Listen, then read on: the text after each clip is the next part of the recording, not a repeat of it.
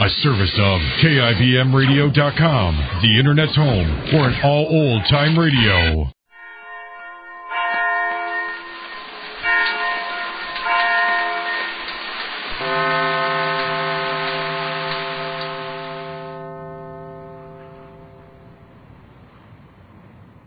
Well, the $4,800 Jane inherited is in a savings account under both Jane's and Mr. Ace's names. Neither can draw it out without the other's signature. Mr. Ace thought he was pretty wise arranging it that way, but it proved a boomerang when he wanted to borrow some of the money to go into business, and Jane refused to sign. Our scene now is just after breakfast the following morning. Mr. Ace paces the living room alone. Marge enters, ready to go to work. Listen. Well, I'm ready. What? I'm dressed. You going to drive me downtown? Oh, no, Marge. I'm not going downtown this morning. You're not going? Why? What's the matter? Oh, nothing. Nothing's the matter. It's just that I have nothing to go downtown for. I would like to go down and talk to old man Neff about going into business with him, but I haven't the money to invest. Oh, Jen will change her mind and lend it to you. Well, that's why I'm staying around here today, to make sure she does. Oh, she will. Well, you heard her last night, though. That was only because you just lectured her on lending money to her brother. Well, that would have been a fine thing to lend him $1,000. He's the last guy in the world. I know all about it, but you gave her such a good talking to, she learned her lesson too well. Yeah, but this is for business. It's a chance of a lifetime. Mr. Neff is a very big man in this town. If he's willing to put up $12,000 to go into the real estate business with me, it shows he has confidence in me. Now she won't let me have the money. Well, I'm going to work on her, and before I'm through... Well, good luck to you. I got to run. It's late. So long, Marge. I wouldn't start any big fuss if I were you. Better try to be a little reasonable. Well, is it unreasonable to ask her to let me have the money for a thing as important as this? Oh, of course not. But, don't start browbeating her. Try to make her look at it sensibly. You'll get further. I know, I will. But she's so changed since she's got this money. Almost smart alecky. Yep, money certainly made a change in her. Yeah. Oh, haven't you two gone yet? Well, Ace isn't going downtown today. I'm going alone, Jane. Not going? What's the matter, dear? Nothing. I'm just going to take it easy today. Well, see you tonight. Goodbye, Marge. What's the matter, dear? Are you all right? I think so. You think so? What's the matter? Aren't you all right? Well, physically I am, yes. I'm surprised at that I am. I had insomnia last night. Oh, that's nothing. A little sleep will cure that. Yes, a little sleep. Well, I've got a lot of things to do, dear. You'll have to excuse me. Can I help? What? Can I be of any help around? Any errands to run or something? Dear, you are sick. No, I'm fine. Well, what do you mean, can you help me? Well, what is there to do? I'll be glad to lend a hand. Oh, nothing you can do, dear. I have to go up and see about getting a man to paint our screen doors before we put them on. Well, I'll on. paint them for you, Jane. You? Yeah, I'll be glad to. I'll run up and get the paint. I suppose we have a brush around here, or have we? Just a minute. What's going on here? Well, what do you mean? I smell a wood pile burning someplace. Well, I don't know what you're talking about. Oh, no. I used to run errands for my mother when I wanted a penny. And when I wanted to go to a picture show or something special, I couldn't do enough for her. Oh, no. You can't pull the wool a yard wide over my eyes. What are you driving at? I don't want to go to a picture show. Oh, I suppose you want a penny to run an errand for me? No. A pretty penny? A what? Something like $4,500? Oh, no, dear. You can't pull that on me. I'll go up and buy the paint myself, and I'll hire a man to paint the screen. Oh, Jane, why won't you listen to reason? Oh, so it was but that. You don't understand that this is a chance I've been waiting for. You know what it means to go into business with old man Neff. If you'll lend me this money, I'll be indebted to you forever. Forever? Yeah. Oh, no. At least my brother Johnny only wanted to borrow $1,000 for a month, but you want to borrow it forever. Oh, no. No, it's not that. I mean, I'll be everlastingly indebted to you. I know it's your money, and I'm not trying to do you out of anything. It's a big chance. I'm willing to put up every cent I've got, the whole $7,500. But you heard what Mr. Neff said last night, that he wouldn't be interested in starting a business with less than $25,000 capital. So I'll have to put up half. And I need all that money in your bank and our bank there for my half. It's a great investment. Well, I hate to be a tightrope, dear, but the answer is no. Oh, you Jane. said yourself we have to save this money for a rainy day, and the sun is shining. Listen, Jane, if there ever was a rainy day, this is it. If there ever was a time when I needed money, now is the time. You can't stand in my way like this. How about all that talk that you put out about a wife taking the bitter with the better? You're always spouting that. Why don't you prove it now? Well, I hate to get sarcastic, dear, but I don't see how this proves Well, it certainly does. Now, if you'll lend me this money, I can get a big start toward getting back on my feet again. It's not only me, it's you. It's as much a big chance for you as it is for me. We're partners, aren't we? Partners? Well, sure, that's it. We'll be partners. I'll make you a partner in the business. How'll that be? What do you mean? I mean, you can be a partner, my partner. You see, Neff will own half of the business, and we two will own the other half, you and I. I'm giving you a half partnership, and you don't even have to put up half the money as I do. I'll let you in for what you've got. Well, now, just a minute now. Don't rush me. But there's no time to lose. Neff wants an answer today. I've got to let him know. How about it, Jane? Be my partner, will you? Just a second now. You mean I'm really going to be your partner, be in the business with you and everything? Sure. And I can make money out of it like you do? We'll both make money. What's mine is yours, isn't it? And what's yours is mine? Not yet it isn't. Hold your horse. I want to know what's going on here. You mean I can come to your office and talk about business and how much we're making? Oh, well, you don't have to do all that. You don't have to work at all. I'll do all the work. Oh, you mean I won't have anything to say? Well, you can be a silent partner. Silent for my money? Oh, no. No, but you don't know any... Oh, no. No silent partner for me. Money talks. Money... talk. Where did you pick that up? Oh, never mind. And if you want me to be a partner, I'm going to have as much to say as anybody. Oh, well, what can I do? Nothing. You'll just have to do it my way. Okay, then. You're a partner. You can do what you like. Just a second. We'll put that in writing. What? I'll get the typewriter out and we'll write it all down so you won't say later on that you didn't understand what I meant. Oh, but isn't my word good enough? I'll give you my word. What word? It's going to take more than one word. Here's the typewriter. Now you write it all down. Go ahead. Or do you want me to? No. I'll do it. And you'll come right down to the bank with me and sign the withdrawal slip and take the money out this morning? Yes, if you'll write it out and make it very plain what I am. Oh, not that, Jane. I'll just make you a partner. Yes, that's what I... What did you say? Oh, nothing. I'll write this out now. Let me see how's this? This is to certify that in consideration of $4,800 given to me by my wife, Jane Ace, I make her a half partner in my real estate business. There, how's that? Let me see.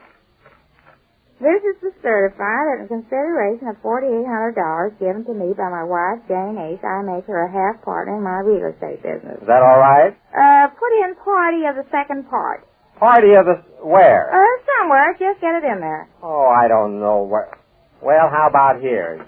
Jane Ace, party of the second part. There, how's that? That's better. Jane Ace, party of the second part. Yes. Okay.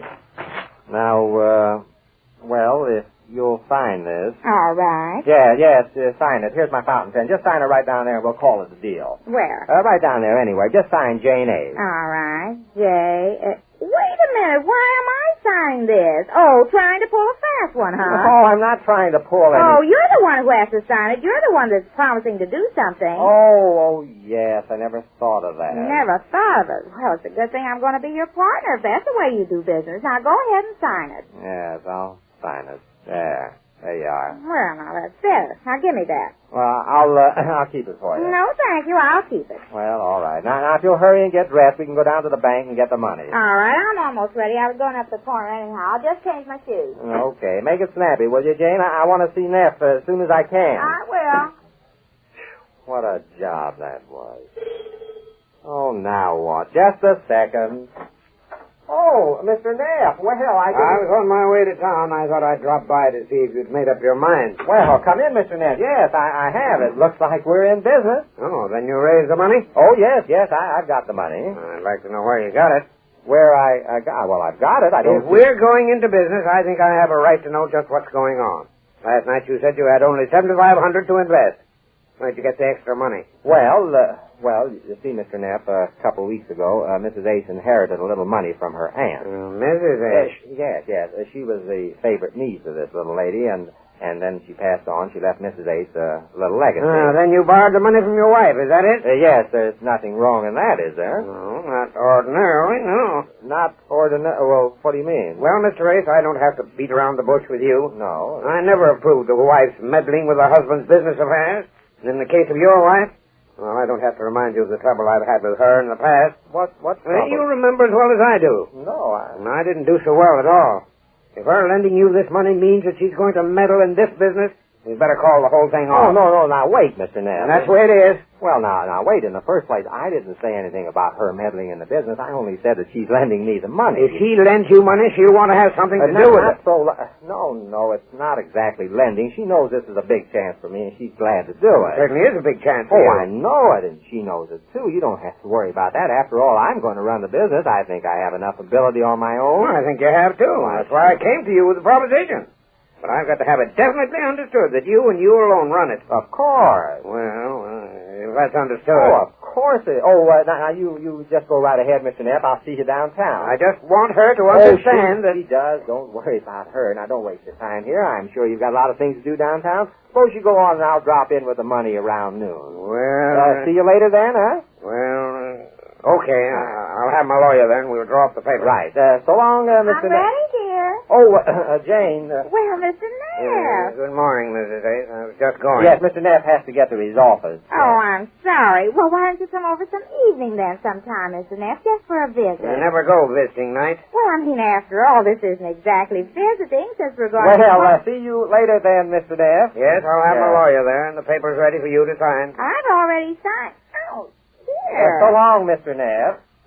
Good day. Yes, goodbye. Goodbye, partner. Goodbye, Mrs. What was that? I said goodbye, partner. See you later, Mr. Neff. Just a minute. If Mr. Race can get himself out of that, his deal with Mr. Neff is closed. And now the problem is to keep Jane a very silent partner. We learn more about that when next we meet the Easy Aces.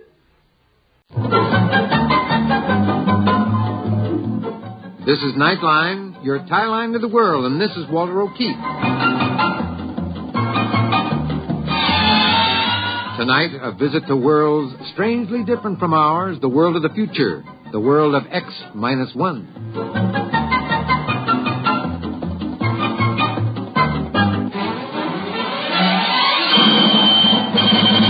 Now, here is the future, X-1. Countdown for blast off. X-5, 4, 3, 2, X-1, fire.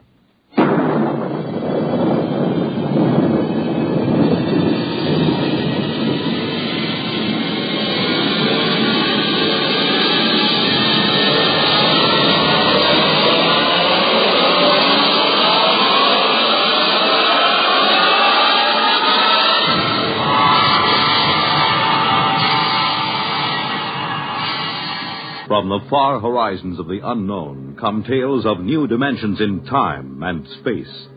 These are stories of the future, adventures in which you'll live in a million, could be years, on 1,000 maybe worlds. The National Broadcasting Company, in cooperation with Galaxy Science Fiction Magazine, presents X-1.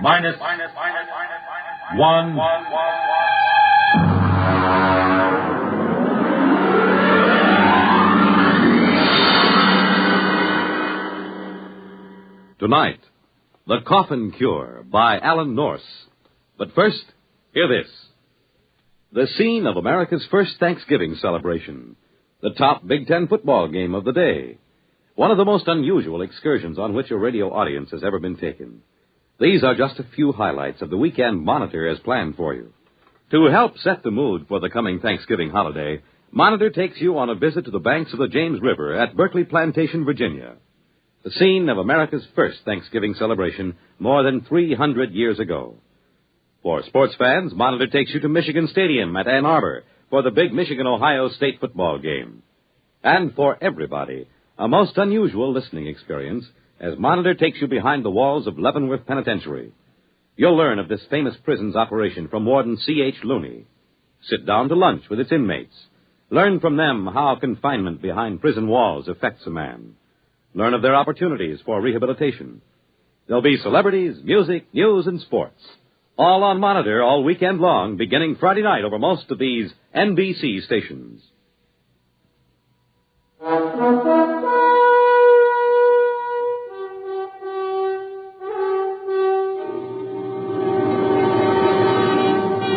Now, X-1, and tonight's story, The Coffin Cure. I saw the headlines on the way downtown in the morning. Common Cold Cured. And sure enough, there was his picture, Chauncey Patrick Coffin. The newspaper ran on deliriously. Coffin nails lid on common cold. No more coffin, states co-finder of cure. Sniffles sniped. Single shot to save sneezers. There was no doubt of it. I've always said that the man who finds the cure of the common cold would be the greatest hero in medical history. And if I could have gotten my hands on Dr. Chauncey Patrick Coffin at that moment, I would have torn him limb from limb. Almost did about a half an hour later at the laboratory. Philip, there's no sense in getting excited. It's idiocy, blind, screaming idiocy. Coffin, you're out of your mind. Can't you see what you've done? It was my idea in the first place, and Jake and I have been pounding our heads on the wall for 8 solid months, and you go sneak into publication a full year before we have any business. Now, Philip, you... Now, how about that, Jake? Did you see the morning papers? This thief not only steals our work, he splashes it all over the countryside in red ink. Now, CP, you shouldn't have done that. After all, we've hardly had an acceptable period of clinical trial. Oh, nonsense. Philip, you had the worst cold of your life when you took the vaccine. Have you had any since? No, of course not. Now, Jacob, how about you? Any sniffles? How about those 600 students from the university? Did I misread the reports on them? No, 98% cured of active symptoms within 24 hours. Well, of course, it's only been a month. Now, gentlemen, be reasonable. Think positively. There's work to be done, a great deal of work. Press conference in 20 minutes. Drug houses to consult with. Gentlemen, we won the greatest medical triumph of all time. The conquering of the common cold. We'll go down in history.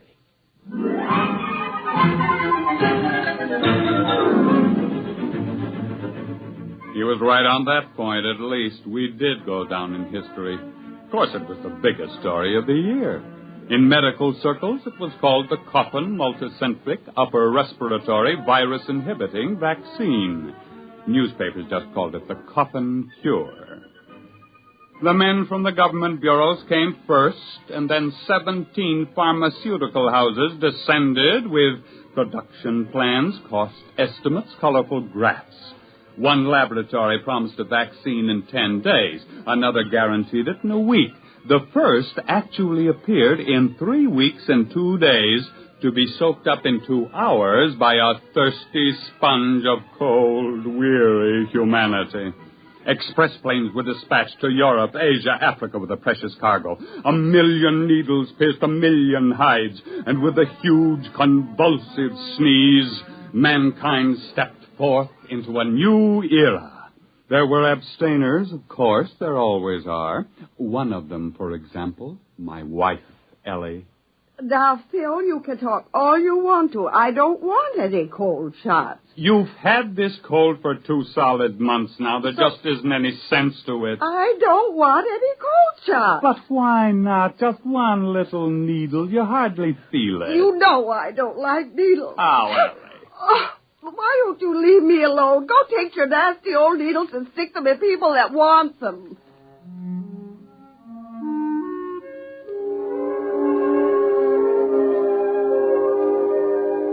I woke up once that night and listened to a parade of sneezes from Ellie. I rolled over and frowned to myself. It was ignominious in a way. The wife of one of the cold cure discoverers was refusing the fruit of all those months of work. When I woke up in the morning, I thought I was suffocating. Hey, Ellie! Ellie, I'm choking. Ellie, what did you do? Hey, what's burning? Hey, Ellie, somebody's burning down the house. Oh, what are you talking about? It's just the toast. I burned it. Well, it's awful. What's happened here? I'm baking breakfast. But don't you smell it? Of course not. It's just bacon and eggs and toast. Oh, you mean you don't smell anything strange? I don't smell anything, period, with this cold. But, say, did you put on fresh perfume this morning. Before breakfast? Don't be ridiculous. Not even a drop? Not one drop. This must all be in my mind, or I'm imagining things, that's all. I'm working too hard. Say, wait a minute. Ellie, give me my hat. I've got to get down to the laboratory, quick.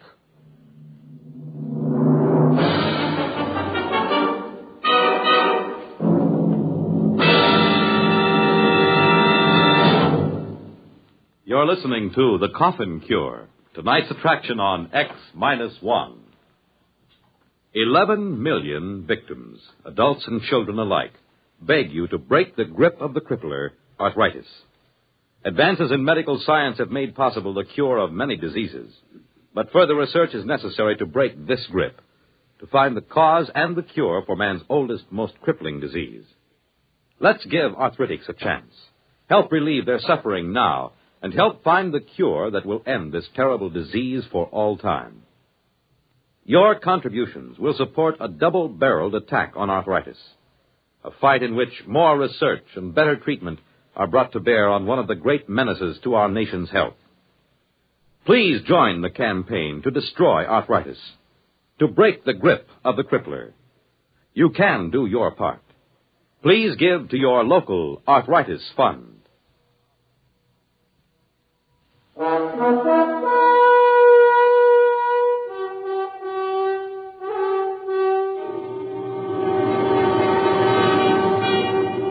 Now back to X-1 and the Coffin Cure. It grew worse all the way downtown. I fought down nausea as the smell of damp, rotting earth rose from my front yard. The neighbor's dog dashed out to meet me, exuding the great-grandfather of all dog odors. The crowded bus was a nightmare. I could tell that the bus driver had salami for supper the night before. My stomach began to roll, and I barely made it off the bus. I met Jake Miles at the laboratory. Did Coffin come in yet? Oh, he's in there. He's got the door locked. You got it, too? Yeah. Coffin! Now, don't come too close. You got it, too? When did it start for you? Right after supper last night. I thought I was going to suffocate. I got up and walked the streets all night. What a stink. I got it sometime this morning. But I don't understand. Nobody else seemed to notice anything. You forget something. We were the first three to take the Coffin Cure, remember? You and me and Jake 2 months ago. But what's happened? Those foul smells everywhere. Every odor in this town has suddenly turned foul. Magnified, you mean? I don't think the smells have changed any. Well, but what is it then? Our noses have changed, obviously.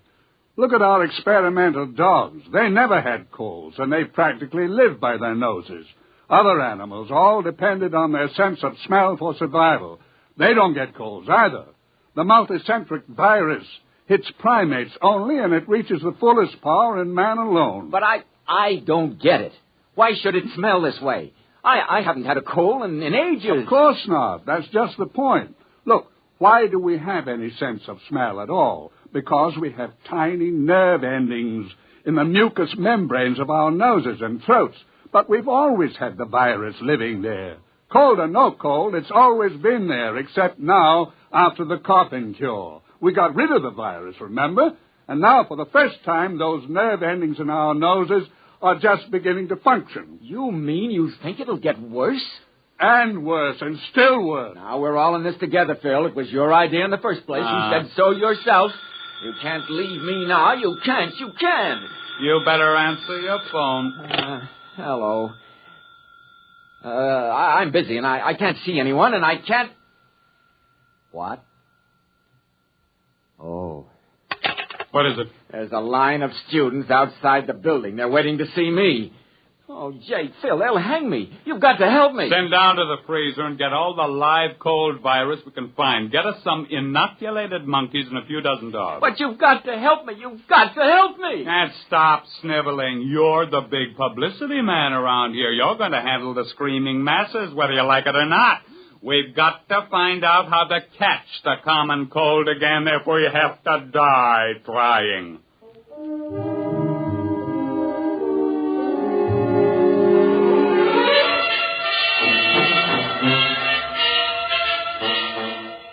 It was a futile struggle. We sprayed our throats with enough pure culture of virulent live cold virus to have condemned an ordinary man to a cold for life. We didn't develop a sniffle. We injected the virus hypodermically, intradermally, intramuscularly, intravenously. We drank it. We bathed in it, but we didn't catch a cold. We wore wet clothes and sopping shoes to work, but we never felt better in our lives. I think you should all be locked up, taking a cold shower and then going out in the snow. You don't understand, Ellie. We've got to catch a cold. Why?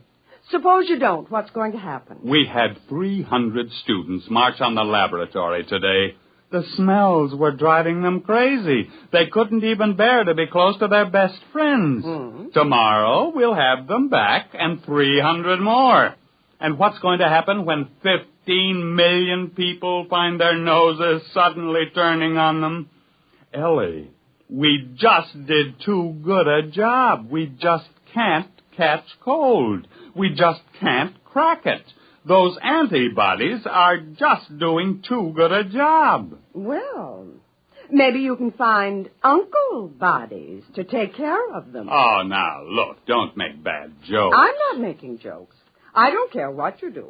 All I want is a husband back who doesn't complain how everything smells and who doesn't stand around in cold showers at 6 o'clock in the morning.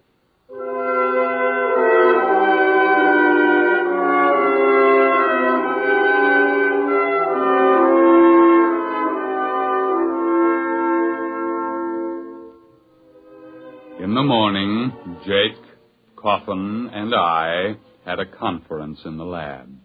Go out there anymore. I can't see those students. I've begged for time. I've promised them everything but my upper plate. I can't face them again. I just can't. We only have a few days left. There were 15 million antivirus shots given in the past 3 months, at least. Say, if we don't come up with something, we're gonna. You know what I think? I think we've been prize idiots. We've gotten so rattled we haven't used our heads. And all the time it's been sitting there blinking at us. What are you talking about? Ellie said it this morning.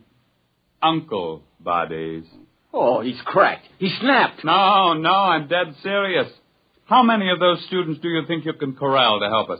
600. They're out there in the street right now, a blood-seeking mob howling for a lynching. All right, I want them in here, and I want some monkeys. Monkeys with colds. The worse ones, the better. Say, do you have any idea what you're doing? Not in the least, except that it's never been done before, but maybe it's time we tried following our noses for a while.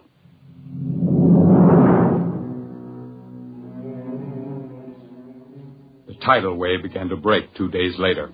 Only a few people here, a dozen there, but we could tell it was coming. At the laboratory, the doors were kept barred, telephones disconnected. Jake rigged up some small gas masks, but it didn't do much good. But the work went on in spite of the smells, and you have no idea what a truckload of monkeys smells like, magnified 10,000 times. We had cold-ridden monkeys, sneezing, coughing, weeping, wheezing monkeys by the dozen. Culture trays bulged with tubes. Each day, 600 angry students holding their noses paraded through the lab, arms exposed. At the end of the week, half the monkeys were cured of their colds and couldn't get them back. And the other half had new colds and couldn't get rid of them. That meant we were on the right track. And then, 2 days later, Jake came into the laboratory triumphantly. Jake, what's the idea of bringing that dog in here? I've got 6 nose plugs, and they still don't do any good. But look at that puppy. Look at it. Watch him carefully.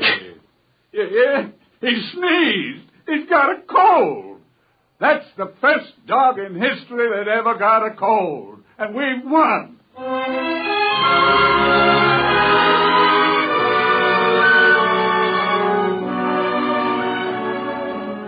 I was the first volunteer. We injected the new serum in my arm and sat back and waited.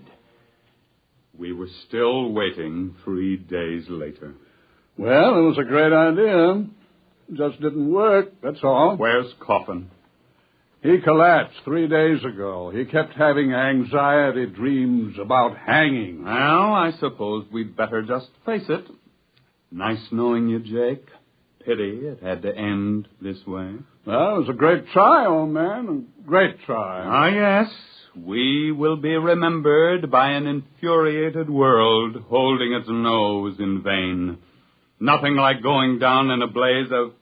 Up! What's the matter? In a blaze of... Choo! Phil, say it again. Choo! Oh, what a moment. Phil, we've won. Choo!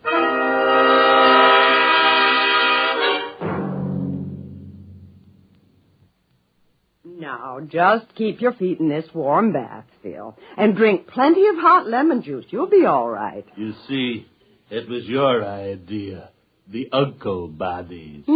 We developed an antibody against the cold virus, and then we had to develop an antibody against the antibody. Will they be able to make it fast enough? Just about fast enough for the people to get good and eager to catch cold again. There's only one little hitch.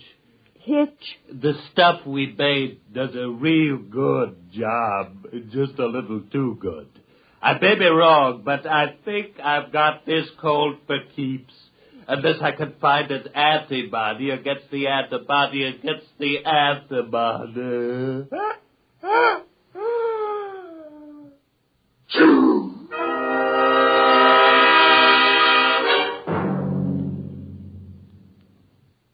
Fred Collins again, and I'll have another word about X-1 in a moment.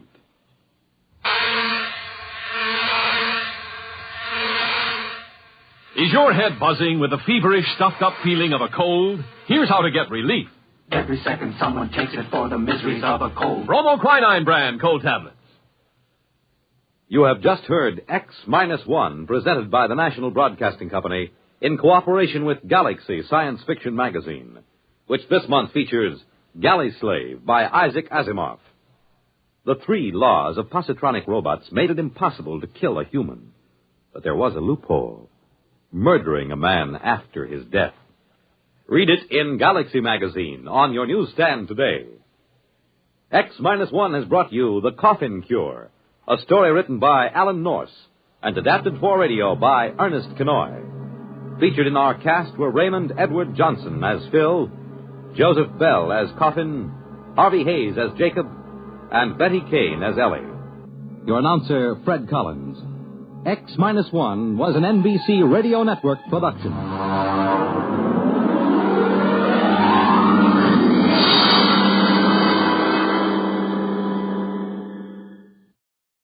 There's excitement in the air at night, and Nightline brings it to you.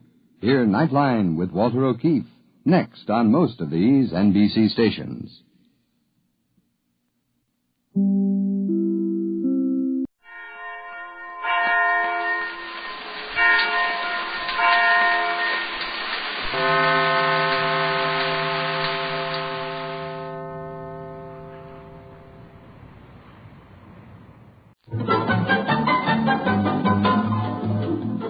This is Nightline, your tie line to the world, and this is Walter O'Keefe. Tonight, a visit to worlds strangely different from ours, the world of the future, the world of X-1.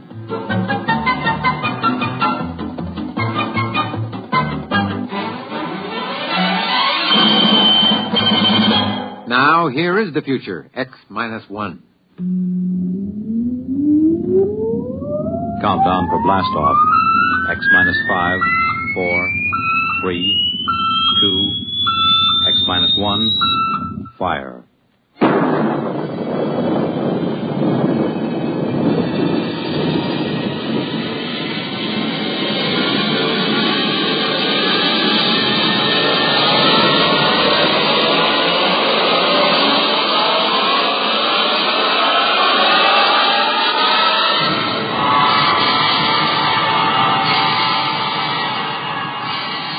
From the far horizons of the unknown come tales of new dimensions in time and space.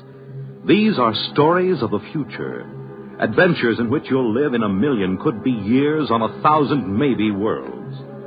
The National Broadcasting Company, in cooperation with Galaxy Science Fiction Magazine, presents X minus 1.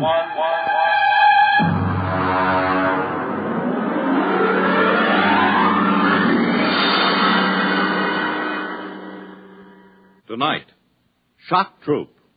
But first, hear this. Saturday, November 30th. An overflow crowd is expected to jam Municipal Stadium in Philadelphia for the 58th contest in a series that each year brings to a climax the greatest rivalry in college football. Saturday, November 30th. Army versus Navy. And you have a seat on the 50-yard line as Monitor brings you the sling gridiron. Mel Allen and Al Helfer will describe all the action, the excitement, the color of the game as Army pits its bruising running attack against Navy's rugged defense and expert passing.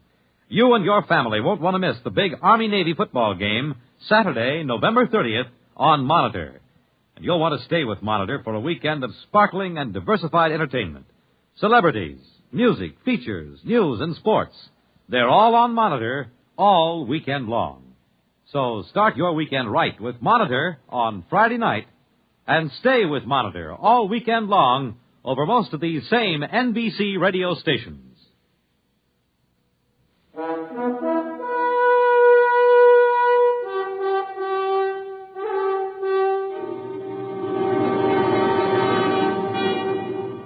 And now, X-1 and tonight's story, Shock Troop.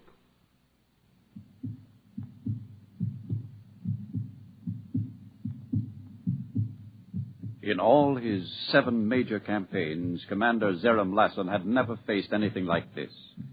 First, there was the heat, agonizing, insufferable heat. Then there were the jolts, the convulsions. But most unbearable of all was the cross pulse, the interminable, monotonous thump-thump of the cross pulse.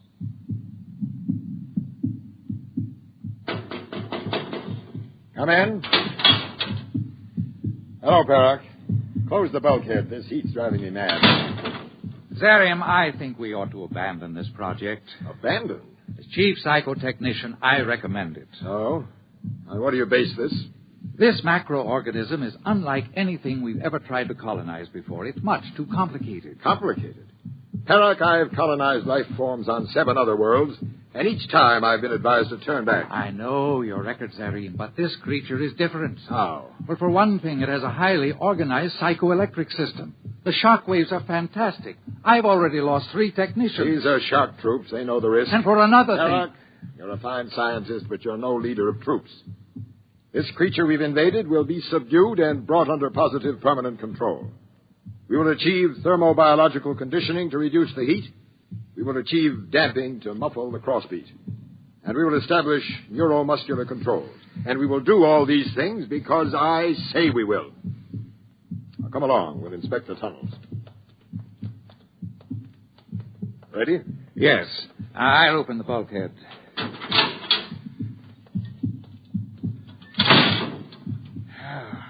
Feel that heat. Well, the thermo crews are doing everything they can to pull oxygen from the separators. Tell them to work faster. What's the status of the control panel? I'll see. Mandor. Sir? What's the status of the control panel? We've tapped into motor fibers 1 through 46, Chief. We'll be ready for the central selector hookup very soon. What about optical auditory intercept? We're still trying to tap into the subject's visual system, Commander. The screens are set up, but we haven't been able to run a line from the main circuit. Why not? The charge in the main trunks is too potent, sir. Our instruments won't take the surges of current. Then install transformers or resistances. Now get it down. But, sir, 2 crews working in this heat with that noise. I don't care about the heat or the noise. It is absolutely essential that we hook up visual intercept. I want you to... Convulsions. Hit the stanchions. Hang on.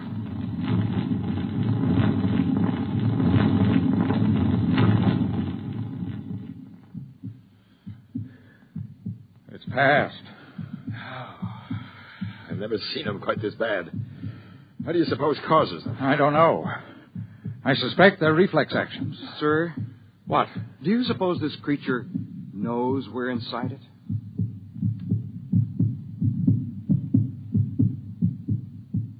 Ceaselessly, the shock troops worked inside the host creature, burrowing through capillaries, tapping into nerves, trying desperately to intercept the intelligence and sensations so they might bring it under control.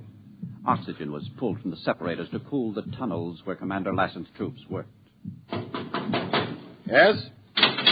Sir, we phased the interior feedback. We're ready to try for an image on the visual screen. Excellent. What about vocal auditory? Completely phased. We haven't broken the speech code yet, but all sounds are clearly audible. Blast that crossbeat. Can't the crews do something to muffle it? We're trying. We don't dare go into the main arteries, not yet at least. Have they calcified? They're trying, Zerine. We've got calcification crews working like demons trying to harden the central blood vessels. Very well. Lieutenant, is the screen ready? Yes, sir. Does the commander wish to monitor himself? Yes. These are standard controls, I assume? Yes, sir. Focus is this knob. Brightness control is at the right. Very good. Now, switch on, and we'll see if we can see what this creature sees. A little more focus. Something's coming through. It isn't a clear enough image. Bring up the contrast. There. Well? It appears that our host is in an enclosed space of some sort. From the orderly flow of articles across the screen, I would say it was moving aimlessly. As an item for resting on, it appears. In the background, a blurred pattern of light and dark stripes.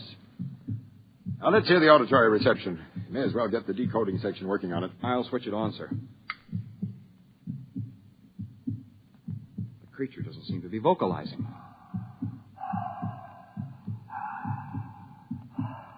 Now, what's the noise? I believe that's a respiratory sound, sir, made by the creature's oxygen plant. I'll try to eliminate it. Filter it out. Yes, sir. Doc, I tell you, I'm sick. It's vocalizing. I'm not...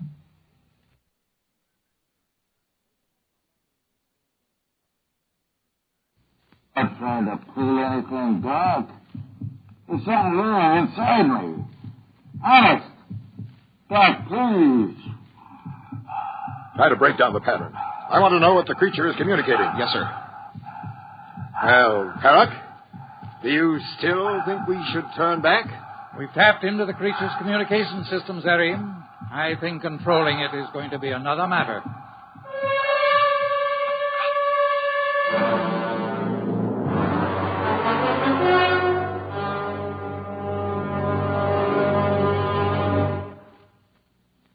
We'll return to X-1 and Shock Troop in just a moment. But first...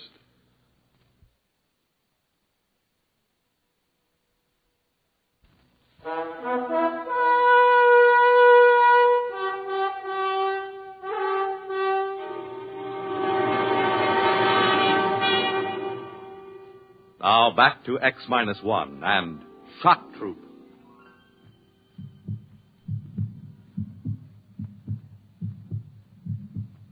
Inside the subject, the work continued hour after hour, day after day. Inside the control room, Commander Lassen was haggard and weary. Outside, the crews labored in the tunnels, calcifying blood vessels, tapping into sensory nerves, tying circuits across sympathetic nerve fibers, and still no positive control. Zerim? Oh, Barak. What's happening? Well, we're making slow progress, Zerim. Between the heat and the cross pulse, the men are beginning to crack up. They need a rest. Anyone caught loafing on the job will be fed into the disposal units. Those are my orders. Isn't that a bit harsh? Are you questioning my authority? Yes, I think you've been working too hard. I'll have you... Listen. What? The silence. They've done it. Modification section is muffled to crossbeat. You're right. What a relief. Come on, let's try the audio-visual again. Maybe we'll be able to hear something now. There's a picture coming in. It's the same picture. Blurry, barred pattern. Objects for sitting and reclining. Switch on the auditory. Right. It's vocalizing. Listen. I guess I didn't. It happened all of a sudden. This pain in my heart. Like it slowed down. I'm sick. There's something wrong with me. If only decoding would crack the speech pattern so we knew what it was saying. There seems to be another macroorganism in the room with it. Dressed in white, it seems. Yes, I see. I'm not faking, Doctor.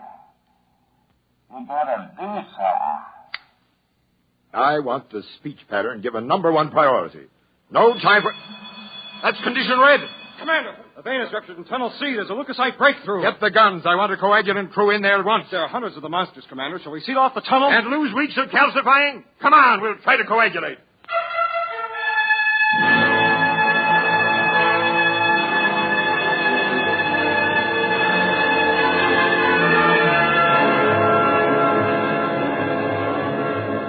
The commander joined the rush of frenzied emergency troops rushing into the corridor. Ahead, crews were lugging hand sterilizers and broad-spectrum coagulators. Inside the tunnel, the scene was bedlam. There was a break in the wall, hemorrhaging profusely. Crewmen waded knee-deep in the nauseous sea of thrombin. Red corpuscles knocked them off balance. Every so often, a sickening gray leukocyte would rear up and embrace a crewman in a grip of acid death.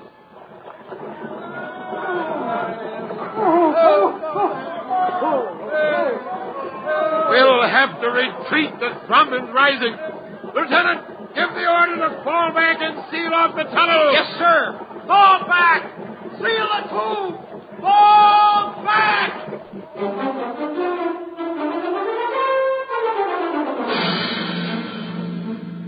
The struggle continued. New tunnels were formed. More nerves tied into central control.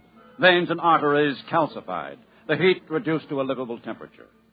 Slowly, the morale of the shock troops inched higher, and Commander Lassen relaxed and grew more amiable. Well, Derek, ready for the big event? Yes, my crew is standing by. Good. We'll try an auditory visual intercept first, and then we'll attempt to control a few responses. We've tapped into the creature's hearing circuit now so that we can hear what it hears as well as what it says. Excellent. Switch on the screen. It's coming in now. The creature is still in the same room, alone, evidently. It seems to be writing a message of some sort. Oh, wait. It's talking. My appeal was turned down, and this is it. Now, let's try a motor response. Lieutenant Mander. Sir? Which circuit controls the organism's right extremity? This one, sir. Are all circuits properly insulated against electrical surge? Up to 1 million dynarcs, Commander. Now, we've never encountered anything higher. That should be safe enough. And here goes. I'll try a simple contraction. It worked! The right limb contracted. Perrick, it worked. We've established control. You're to be congratulated, Commander. Thank you. Switch on auditory visual again. Yeah. The creature is still writing. Actually, I don't mind too much. The doctors have discovered that I have a serious condition of the blood vessels and heart. They call it sclerosis. And I've been feeling awful lately. So I'm not too afraid of what's coming. I'll think of you. Think of me. Love, Sam. The message is concluded. Let's try another motor response. I'm going to manipulate the creature's legs now to make it locomote toward the barred pattern. Ready? Ready, sir. It's moving. Excellent, excellent.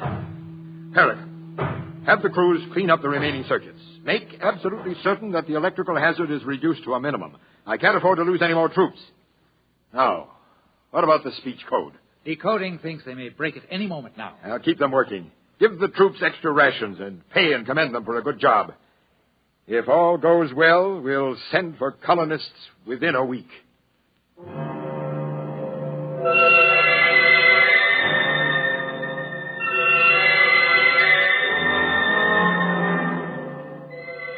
Exactly 1 week later, Commander Lassen, seated in a compartment that was now fully air-conditioned, silent, and filled with soft Galvaresian music, radioed to the Commissioner of Colonization. So everything is ready. With the exception of the speech code, we have complete primary control of all circuits. We'll expect first 10,000 colonists as soon as transport can be arranged. Lassen, I'll send that at once. Come in. What is it, Parrott? I don't know. There are changes in the intercept screens. What kind of changes? Well, for one thing, there's a temperature drop in the upper quadrant of the creature. Then it seems to be changing its surroundings. I'll come out and have a look. There, you see? There are other macro creatures in the room now. There. One of them has a black robe. Well, what's so alarming? The speech pattern of the black robe creature is unlike anything we've ever heard before. Turn on auditory intercept.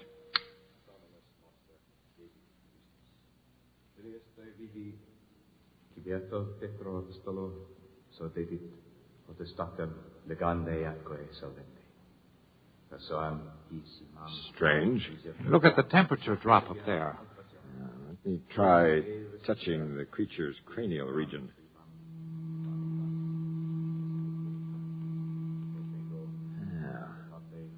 That explains the temperature drop. The mass of thread-like growth has been entirely removed. Look, the black-robed one has moved away. Now another creature approaches. Our host entity is being seated. Now, bands are being placed on its wrists and legs. That's interesting. I don't like it. What are you worried about? I don't know. It frightens me. Look. Now a dome-like object is being lowered over the creature's head, a great cupola. It's cutting out the light. Turn up the auditory. I don't want to die, Warder. Not in the electric chair. I wish we knew the speech code. Well, another few days and we'll have it broken. Then, total victory will be ours. Total victory. What's happening now, Zaring? I don't know. Everything is quiet. The creature is waiting in the dark for something to happen, apparently. I wonder what.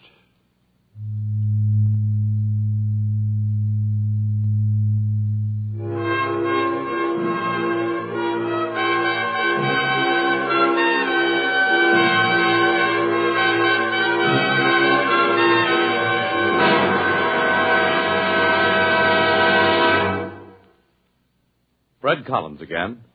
I'll have a word about our cast on X-1 in a moment. You have just heard X-1, presented by the National Broadcasting Company in cooperation with Galaxy Science Fiction Magazine. Galaxy Magazine science editor Willie Lay discusses medical problems of space travel in the current issue of Galaxy. Read Willie Lay's article as well as the many thought-provoking stories similar to tonight's tale of fiction based on facts of the future. Galaxy Magazine, on your newsstand today. Tonight, X-1 has brought you Shock Troop, a story from the pages of Galaxy, written by Daniel Gallion and adapted for radio by George Lefferts. Featured in our cast were Bernard Lenrow as Commander Lassen, Edwin Cooper as Perrock, John Thomas as Mandor, Ralph Camargo as Sam, and Roger de Koven was the narrator. This is Fred Collins speaking. X-1 was directed by George Boutsas and is an NBC Radio Network production.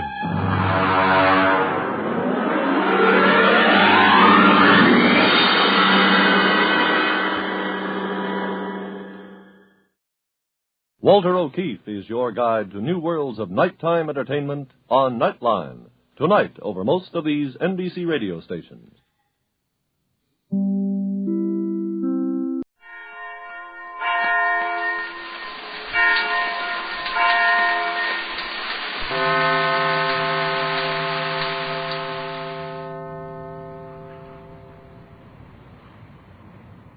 The magic island of Euclidia is over 4,000 miles from Los Angeles, California. And now our friends of the Adventuring Gregory Party are just that far from the magic island. Yes, they're safely home at last.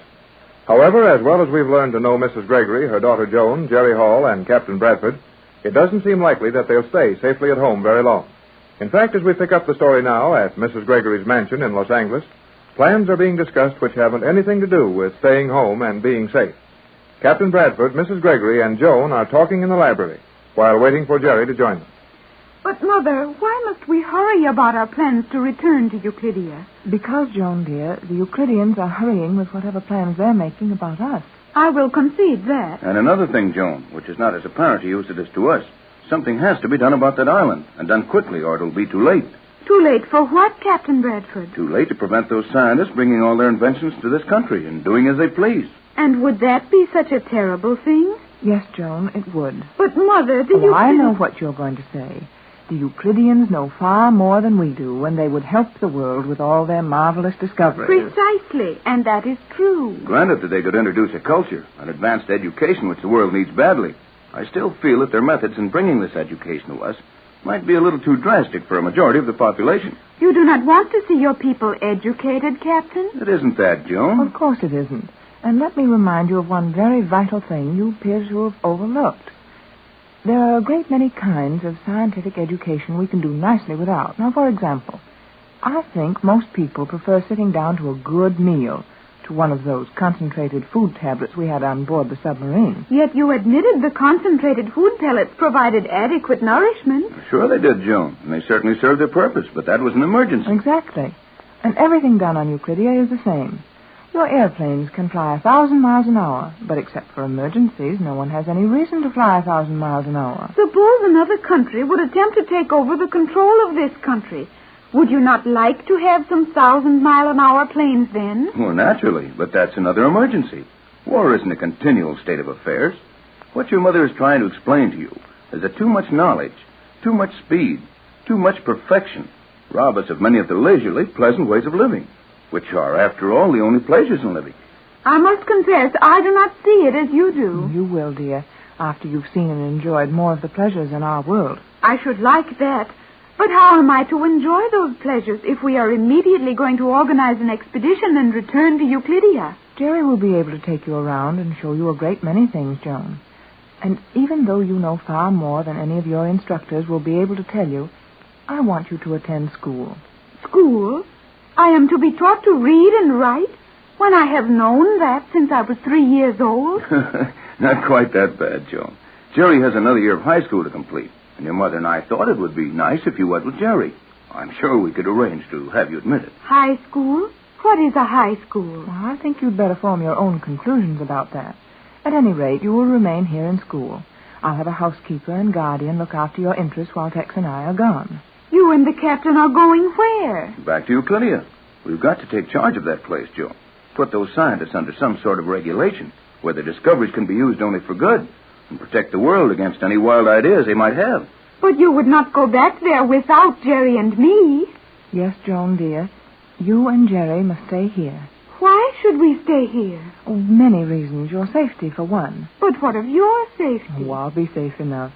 Tex and I are going to take along sufficient equipment to ensure our safety.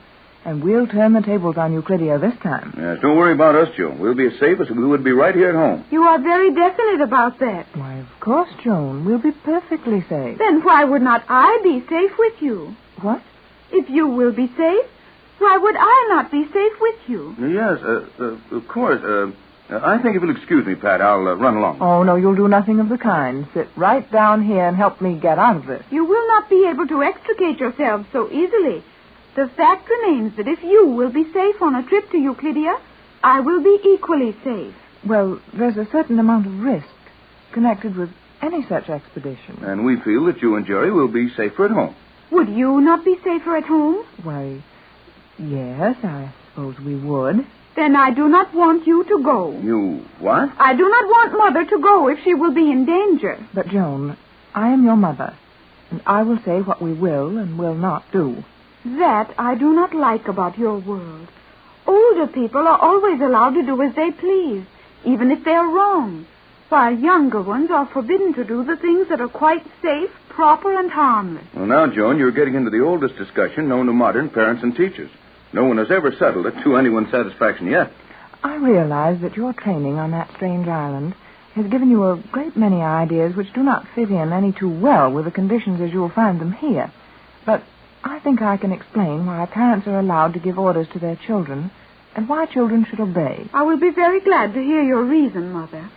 Well, as I see it, parents give orders and children respect their wishes, not because parents are so wonderfully smart or have any more rights than the children, but simply because parents are older and their judgment should be better in a majority of cases. Parents make mistakes, lots of them, but their mistakes should be fewer because of their greater experience. That is entirely reasonable, and I can understand how that might hold true in your world. Good for you, Pat. You sure made that clearer than I would have. Now, are you satisfied that your mother is competent to arrange your activities, Joan? While we are living here, yes. But on a trip to Guildea, no. But, Joan, dear... The situation is entirely reversed, Mother. On matters pertaining to the island, my judgment is better than yours. Now, where do we go from here? I give up, Tex. You'll have to try it again tomorrow. I thought Jerry was coming over tonight. Jerry is to be here at 7 o'clock. He'd better hurry. It's 1 minute of 7. Then he will be here in 60 seconds. I'm afraid, my dear, that you won't find things in our world running exactly on schedule as they did on the Magic Island. Why should they not? Time isn't quite as precious around here. But Jerry said that he wanted very much to see me. And if he wanted that so very much, he would be on time to look at me. Well, perhaps you'll learn that a young lady can't always depend on all a young man says. I do not like that. 7 o'clock was the time agreed upon, and I shall expect to see Jerry at 7. Well, I hope for Jerry's sake he gets here on time. But after all, Joan, dear, the time is not so very important. Indeed it is. Jerry is going to take me to a motion picture show. I don't know about that. Decidedly not. But, Mother, you said Jerry might show me some of the things he enjoys so much. Yes, and at the right time, you may see them all, but not tonight. What reason have you for that? Well, we're being watched a little too closely now. And there's 7 o'clock. Looks as if Jerry had played you false. Jerry will be here. Hello, everybody. Here I am, right on the dot. Figured it mighty close, though, Jerry. Well, how come? I said 7, and the clock was just striking as Johnson showed me to this room. Now, what is your opinion as to Jerry's punctuality? Better than I had hoped for. Won't you sit down, Jerry? Oh, thanks. Gee, but you look nice, Mrs. Gregory. Thank you, Jerry. Do I not look nice, Jerry? You're off to a bad start, son. Oh, sure, you look nice. But, well, so does your mother. She comes first. There, Joan. Now, that's a good example of what we were discussing. Jerry came to see you.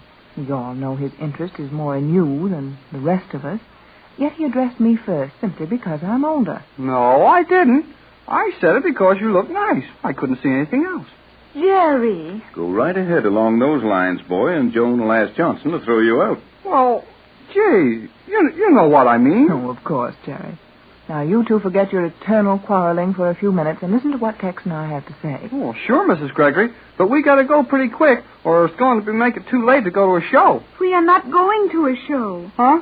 What's wrong? Nothing definite, but Tex and I have decided that it's not any too wise to allow you youngsters to run around at night just now. Is that not silly, Jerry? Well, it sure makes me feel like a baby, but maybe there's a reason for it. There is, and a good one. Don't forget that there's one of the Euclidean scientists running around loose in this town. Or at least he was the last time we heard anything about him. You refer to Thales? Yes, dear, that Euclidean electrical wizard. And you think Thales might try to do something to Joan or me? Don't you think he might? Well, yes. I guess so. Jerry, I am disappointed in you. Joan, don't forget that these Euclideans are still after my formula. Don't forget that they may not feel any too kindly disposed towards us after we left a couple of their submarines helpless out in the Catalina Channel. And above all, don't forget that they know we're planning another expedition to the island. Oh, I know all that. Well, I guess you're right.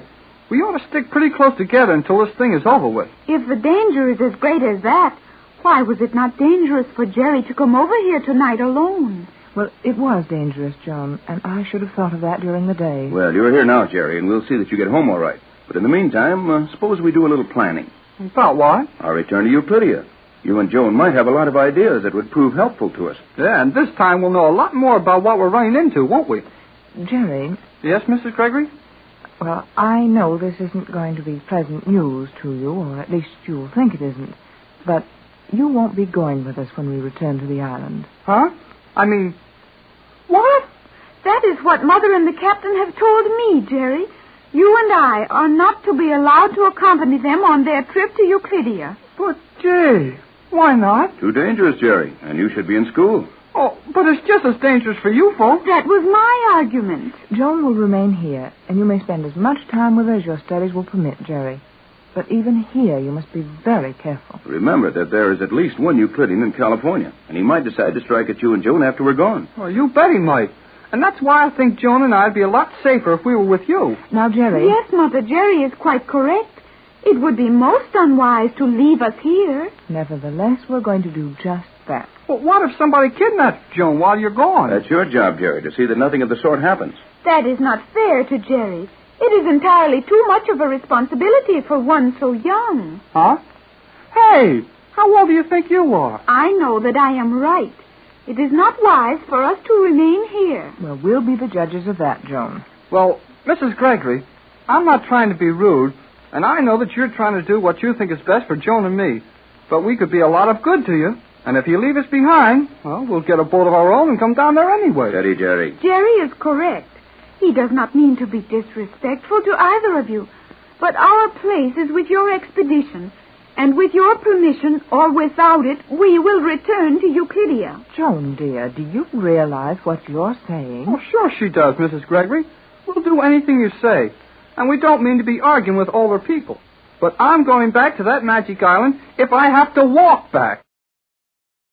14 years ago, Joan Gregory was lost in a shipwreck in the South Pacific Ocean. And 14 years her mother spent searching for her the world over. When Joan was found on the magic island, a strange place which the scientists living there have named Euclidia, it seemed that Mrs. Gregory's troubles were at an end.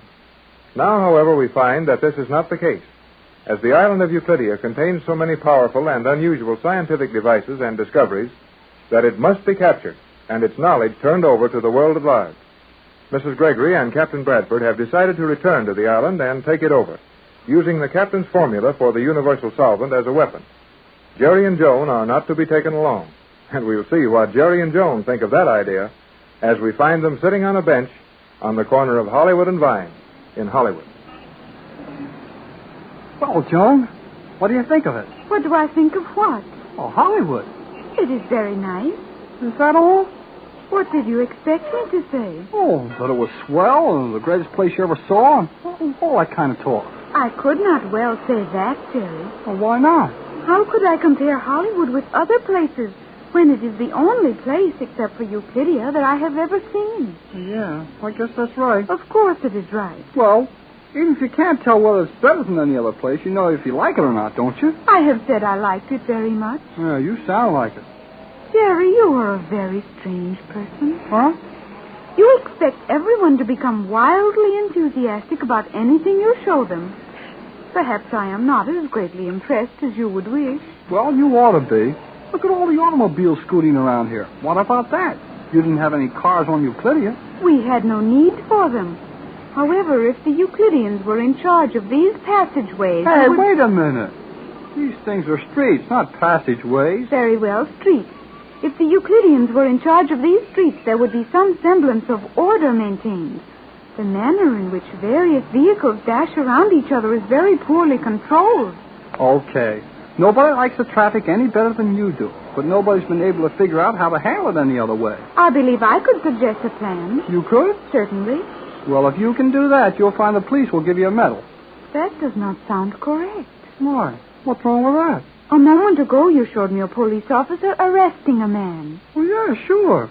They arrest you if you do something wrong, but they can be mighty nice to you if you do something right, too. I wonder if I will ever understand this strange country. This strange country? After living on that crazy island, you think this country is strange? On Euclidia, everything was well ordered, regular, and perfectly controlled. While here, everyone seems to be doing much as they please. Well, why not? This is a free country. But everything is so carelessly done. What's wrong now? That lunch we had. Oh, lunch? What was the matter with it? We ate it without the slightest regard for what our previous meal had been. You made no attempt to note the quantity we consumed, and at least 2 of the ingredients of the meal duplicated items included in our breakfast this morning. What's the difference how much we had or what it was? We had a good lunch, didn't we? It was excellent. Okay, then forget about what we had yesterday or what we're going to eat tomorrow. And you can forget all the rest of that sort of stuff you learned on that island, too. Do you not consider my Euclidean training of value? Oh, sure. When there's something scientific to be figured out, I guess you might come in handy. But when it comes to getting along with the rest of the folks around town, you won't do so good if you keep trying to fix everything you see the way they do it on the Magic Isle. I'm merely trying to help. Well, all right. But if you keep on telling everybody you meet how they ought to do things, you're going to help yourself to a lot of trouble. What have I done that is so terrible? Well, what did you say to that traffic cop? Cop? Well, officer then. Well, what did you say to him?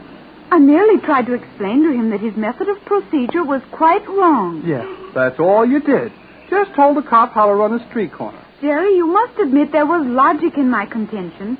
If the officer would sound his whistle before a motorist did something wrong, would it not be better than waiting until after the fault was committed? Oh, sure, swell. But how are you going to know that a man will break a traffic rule until you see him do it? If the whistle was sounded continuously as a warning to all motorists, there would be no violations of rules. And how long do you suppose people would stand for a cop standing on a corner blowing a whistle all the time? The people would not like it. Of course they wouldn't like it. You can't make a racket like that in the middle of a street and keep it up. Perhaps I do not fully understand how things must be done here. You don't. And if you don't want to get in bed with everybody you meet, you'd better let things alone. I'm sorry if you are angry with me, Jerry. Oh, I'm not angry. I just don't like to see you being such a sap all the time. A sap? What is a sap? Oh, it doesn't matter. It's only slang, and you don't like slang. No, I do not like slang. It is so much easier to express oneself in English. But slang is English. Slang is no language. It was originated and has been furthered and added to by people who are too lazy to learn the collection of expressive modifying words which would allow greater expression than the weirdest slang phrases. All right, I'm lazy. Agreed. Well, just the same, I know how to get along in this country. And if you want to do what I do, you'll get along better. I am willing to do as you tell me, Jerry. Well, okay. Now, we're going to see a picture show. And while we're in there, you mustn't make a sound. Don't say a word while the show is on. Is not the picture show merely the projection of images from a celluloid strip of sensitized materials known to you as film? That's it. And you can hear them talk, too, just like the stage. Jerry, I do not enjoy correcting your misleading statements, but motion pictures cannot be like the stage. The characters in the picture are not actually alive. Look, I don't mean to start a war over this. I just told you not to talk in the show. But, Jerry, what will be the harm if I do speak in the show? Well, people around you won't like it. They pay their money to listen to the actors. And if you've got any questions to answer them, well, wait till the show's over. Very well. Hey, what's that extra about? What is an extra? Oh, something special in the paper. Big news of some kind. News of what? Well, how do I know till I see the paper? Hey, didn't he say something about 2 submarines? Jerry, those 2 Euclidean submarines. Yeah, I'm afraid so. Hey, extra. Come over here, will you? Coming right up, buddy. Read all about it. They're fishing up submarines in our harbor now. There you are. All right. What does it say, Jerry? They found them all right. May I see the paper? Oh, sure. Take a look. 2 strange submarines believed to be anchored in outer channels. Yes, sir. That's them. They found them all right. I am not sure. It says believed to be. Well, pretty soon that means for sure. We know they're out there, and everybody else will know it soon. But, Jerry, how could they see those 2 submarines in 6 fathoms of water? How do you know they were in 6 fathoms of water? That is how we left them. Oh, sure. And that was the night before last at midnight. Of course, it is possible that the submarine which was following us has been released from the magnetic bombs I placed near it. Well, I'd say it was pretty sure they'd been free before this. Then that submarine would not be found by anyone. Why not? The commander would either return to Euclidia, or if G-47 ordered the vessel to aid Thales in his work locally, they would remain well hidden. Maybe you're right about that. But how about the submarine we were in? That would remain perfectly stationary in the position at which we stabilized it. Well, that's your idea of it. Now, here's mine. This paper says 2 strange submarines were seen in the outer channel. And they don't get out extras about things like that unless they're pretty sure what they're talking about. But 2 submarines could not have been seen. But 2 submarines were seen. Can you explain how that could be possible? I think I can. Now listen to this. That submarine that was following us might have had to come up to the surface for a supply of air. And if they had to use all their air getting out of the spot we left them in. That right? Such a thing is barely possible, though not probable. Well, anything is probably possible with a problem. Oh, well, anything can happen where those Euclideans are concerned. Granted. Then if they had to pick up that outer sub, the one we escaped from, and if they were towing it with their electromagnets, wouldn't they bring their tow to the surface when they came up? Jerry, you may be right. Well, sure I'm right. But why would the Euclideans do such a foolish thing as to come to the surface in the daylight? Maybe they were having so much trouble with their boat that they didn't have any chance to stay underwater. Anyhow, they've been seen, and we'd better get right over to your mother's house and tell her and the captain. But we were going to a moving picture show. Well, golly whiskers, a picture show. Here, we've got the whole country excited over a couple of Euclidean submarines in the Los Angeles harbor, and you want to go to a picture show. I have seen many Euclidean submarines, and never have I seen one of your moving pictures. Well, you can see one some other time. We're going to your mother's and tell them all about this. Will these extras, as you call them, not be available at Mother's house? Well, not as quickly as we get them here at the corner of Hollywood and Vine. So I'll bet Johnson has heard it over the radio. I beg your pardon, young man. Huh? Oh, did you speak to me, sir? Yes, I'm sorry to bother you, but as you can see, I am blind. Yeah. I wonder if you would do something for me. Well, I haven't got very much, mister, but... No, not that. I am not begging. That is, not begging for money. All I ask from you is a little information. Oh, sure. What do you want to know? I believe I heard a paper boy crying an extra. Yeah, he's just up the street a little ways. Perhaps you could call him for this gentleman, Jerry. Well, I can try whistling. No, young man. That would do no good. I could not read the paper after you secured it for me. Oh, that's right. I thought you might be willing to read me a few lines from your paper. Just the headlines, or tell me something of what the news is. We can do that easily. Oh, sure. It says they found two strange-looking submarines in the Catalina Island Channel. Two strange submarines? From what country? Well, that's what makes them so strange. They're not like any subs owned by any country in the world. And what further news of them? That's all. Maybe there'll be more out later. Quite possibly. Thank you, young man. And you, young lady, perhaps I may help you when we meet again. Say, there was something funny about that guy. Yes, Jerry. That man will be very dangerous to us. Well, how do you know? He was not blind. Not blind? No, I was watching his eyes as I stood where I could see behind those glasses he wore. He was reading every word on the front page of your newspaper while you talked to him. And I have seen those eyes before this. You what? I have seen those eyes on the island of Guildea. That man is Thales. Thales? The Euclidean scientist who put Johnson's radio out of commission? Same. Thales is watching us. Oh, gee whiz. We'd better beat her right home and tell the captain your mother. Oh, why'd I let him walk away? You could not be expected to know him. You only heard his voice over the radio, and he was carefully disguising it then.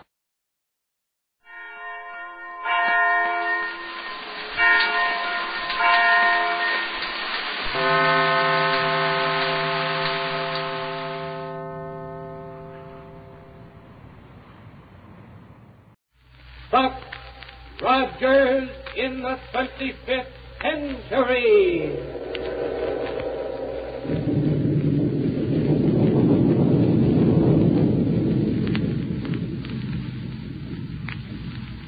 Buck Rogers is on the air. This program is brought to you by the makers of Popsicle, Fudgicle, and Creamsicle, those delicious frozen confections on a stick. And now a message from the famous fellow who won the contest for the typical American boy, Popsicle Pete. Hello, fellas and girls. Are you saving up bags for those exciting free presents I told you about? Gee, what wonderful gifts you get. Hundreds of them. Roller skates, telescope, movie camera, doll, bracelet, wallet, table tennis. That's only a few. Just save the bags from Popsicle, Fudgicle, and Creamsicle. Ask at your ice cream store for the free Popsicle gift list. It tells you where to send the bags you save and how many to send. You get a free coupon with it worth 10 bags. That'll get you started fine. Yes, and here's an idea. Get Mom and Dad eating those wonderful confections, too. They're easy to eat on those handy sticks, and they're easy to digest. They're so pure and fresh and wholesome, and, oh, boy, so delicious.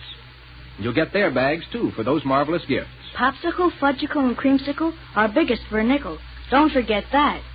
Yes, but now let's go on with the amazing adventures of Buck Rogers in the 25th century. In our last episode, you recall, we learned that our old friends, Black Barney and Willie, were the ones who took off in the rocket ship equipped with the new gyrocosmic relativator. And we also know that the arch-criminal, Killer Kane, suddenly appeared there aboard Black Barney's rocket ship. But that last is something that Buck and Wilma and Dr. Hewer don't know. And as we join them, they're simply talking things over in the doctor's laboratory. Shall we join them? Okay, then, here we go, 500 years into the future.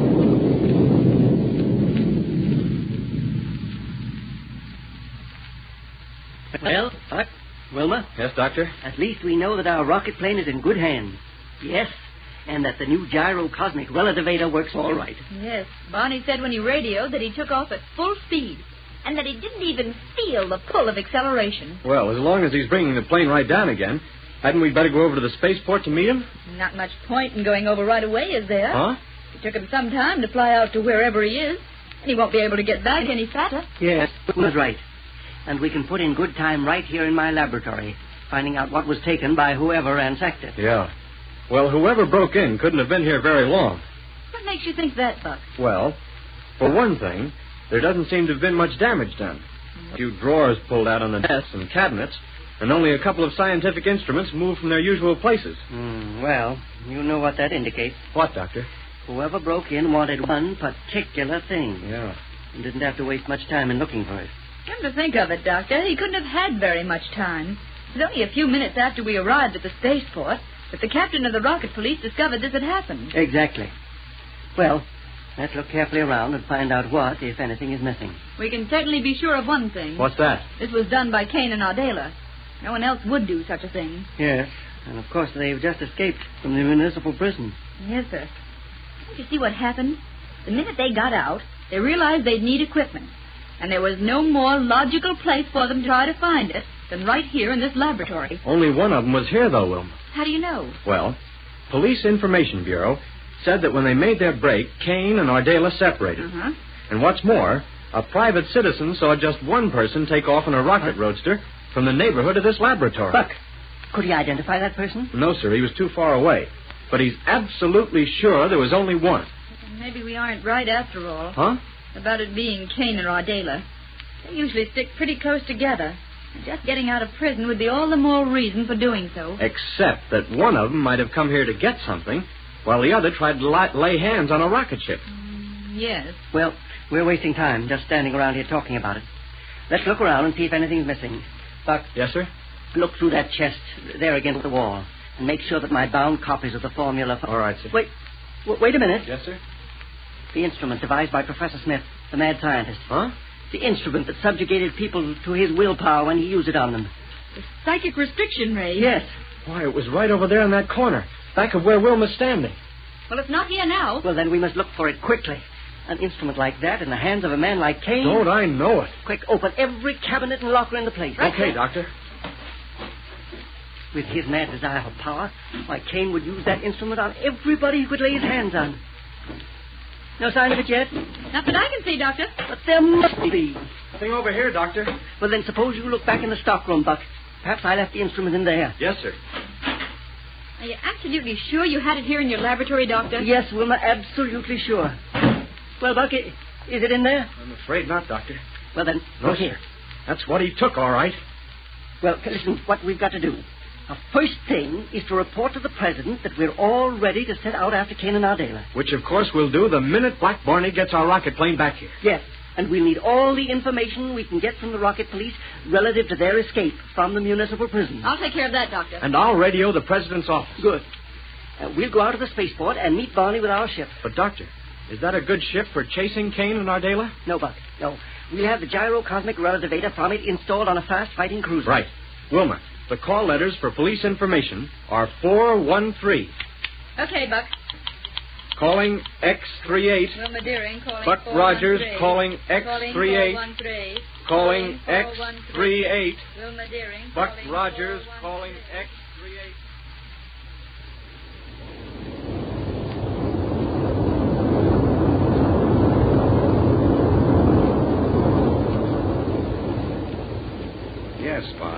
I can't begin to tell you how nice it is to be with you again.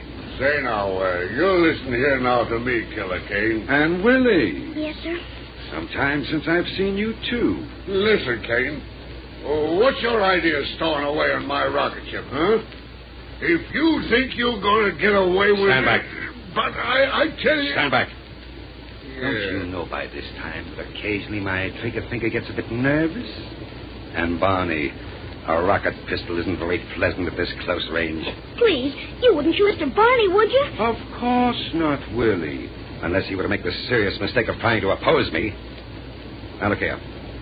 Yeah, well, what do you want? A minute ago, you spoke of my having stowed away on your rocket ship. Yeah. Your rocket ship.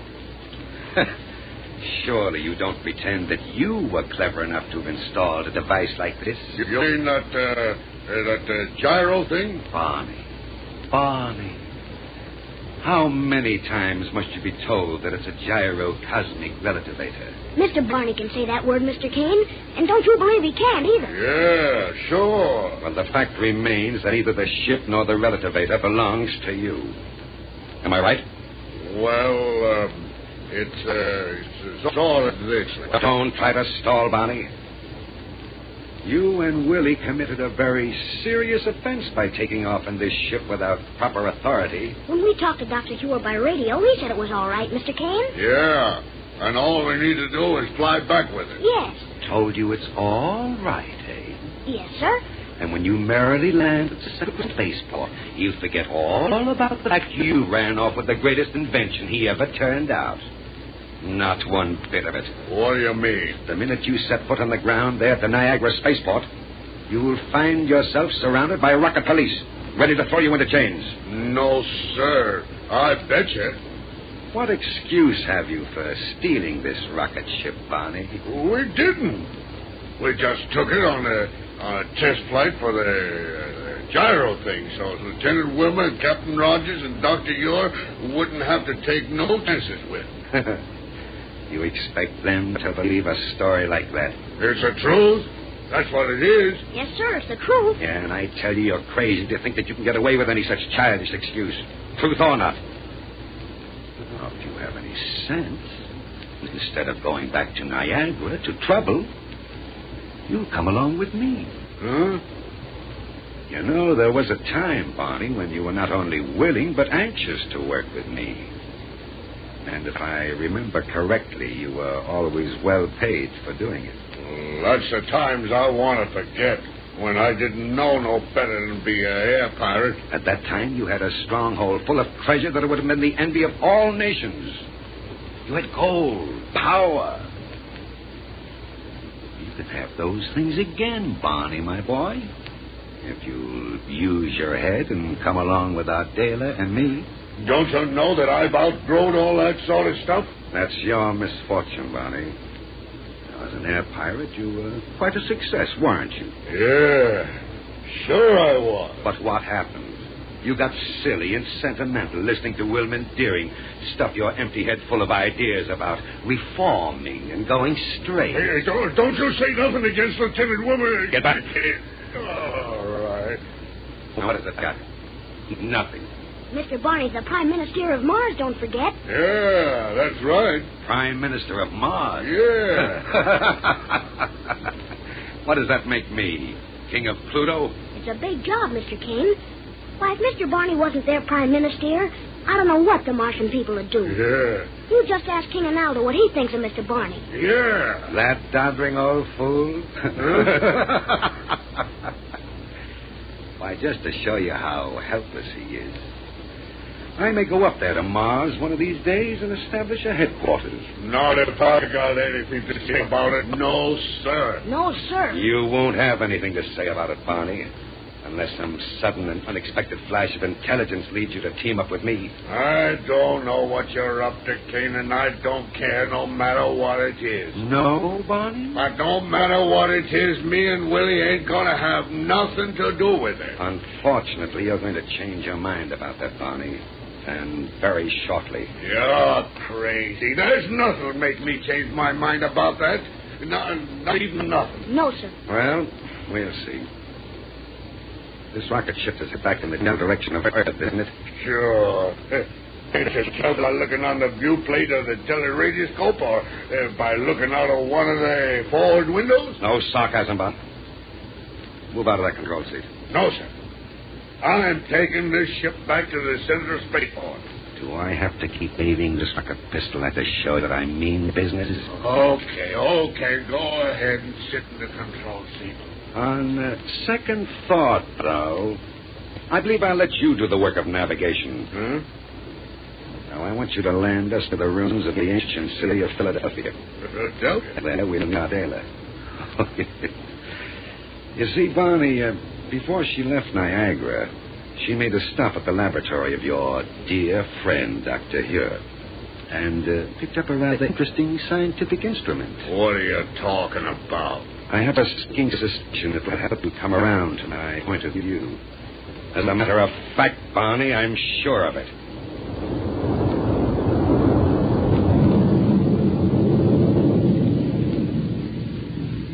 Well, sir, I certainly hate to hear Kane say that, because it can mean only one thing.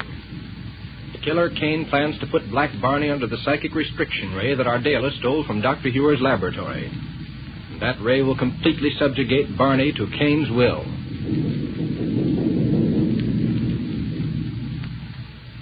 Well, now, Pete, how about refreshment? What do you say to a great big ice-cold creamsicle on a stick? Oh, boy. Ice cream in the middle and thick chocolate fudge outside? That's right. Creamy chocolate fudge or tempting fresh fruit flavors. Take your choice. Creamsicles are all 5 cents. All delicious, nourishing, wholesome. Made fresh every day under the strictest pure food laws and protected by U.S. registered trademark. And listen, pals, don't forget to save your creamsicle bags for these wonderful gifts, like a camera, table tennis, a wristwatch, wallet, baseball, sleeping dolls. Get your free illustrated gift list in your ice cream store.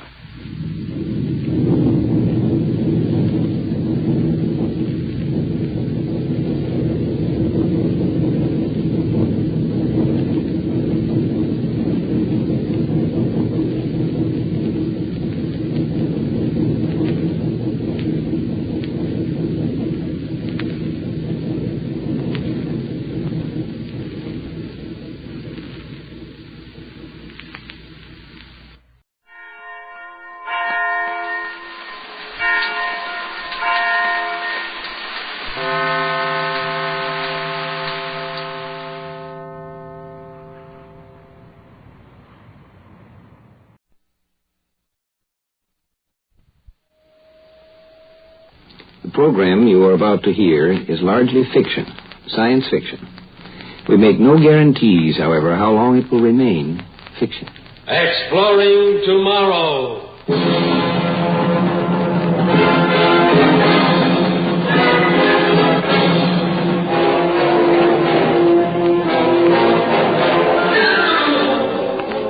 And now, here is your guide to these adventures of the mind, John Campbell, Jr. The philosophers down the ages have hassled a long time and with many words about the good, the true, and the beautiful. The true, well, that can be defined pretty objectively. But there's a peculiar thing about beautiful.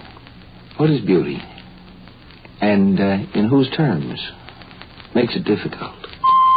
With the story of The Adventure of the Beauty Queen, which stars Miss Charlotte Sheffield, Miss United States of 1958.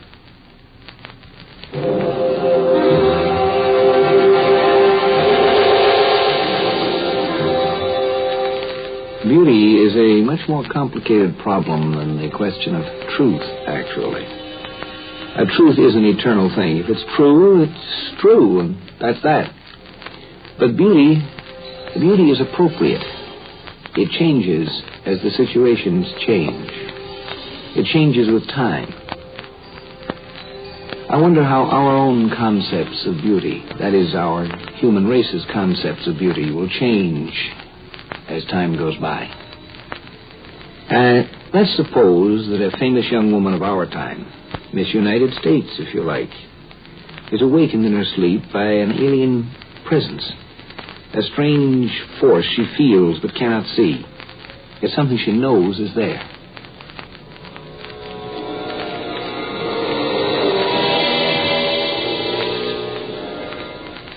Who are you? You know I am here. Yes. Can you see me? No. Nor can I see you. I am conscious I am with you. Dreams, of course. No, it's real. Who are you? A man who in your terms belongs to the distant future. I am unborn in the way you think of it. And to me, you have been dead over 1,000 years. Were I back in my own orbit.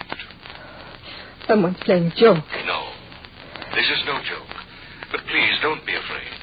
I mean no harm. You're dead 1,000 years. Whoever you are, what are you talking about? Listen to me. Try to understand. I belong to a race of scientists. In simple words you can understand, we have a device which enables us to project ourselves into the past. You belong to the past. Do you understand? Yes. The device has made me conscious of you for a long time. I have used it to explore the past, and in these explorations, I have searched for the highest form of human beauty. How do you know whether or not I'm beautiful if you can't see me? The device tells me you're beautiful. Beauty, real beauty, is a force that transmits itself, that can be picked up by a form of radar. Please understand, I'm only using terms I think you can follow. In my own orbit, I would not even talk to a child in such simple terms. Go away. Please go away. I can't. I'm in love with you.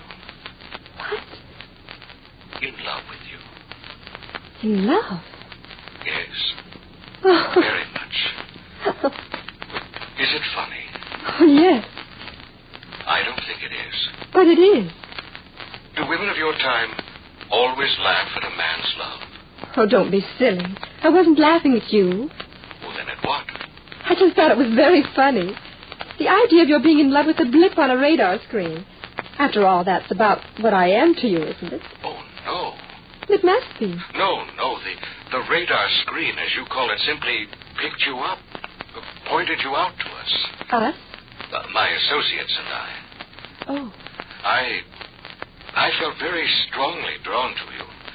I convinced my associates to conduct further experiments, actual contact with someone out of the past. You. I had to know you. I had to come into orbit with you. Look, don't you think this joke has gone far enough? I told you this is not a joke. Of course it is. Well, you know better. Oh, don't you suppose I know what's going on? Well, I should have thought of it a long time ago. What is going on? Why, it's very simple. Someone installed a radio pickup in this room. And you're talking to me through a microphone. Talking to you? You are, aren't you? Oh, no. What do you mean, no? I'm not talking to you in the way you think I am. I'm projecting to you. Oh, please stop this. But it's not your voice I hear. I'm receiving impulses from you, not actual words. The device I mentioned interprets the nature of your impulses, translates them into my language.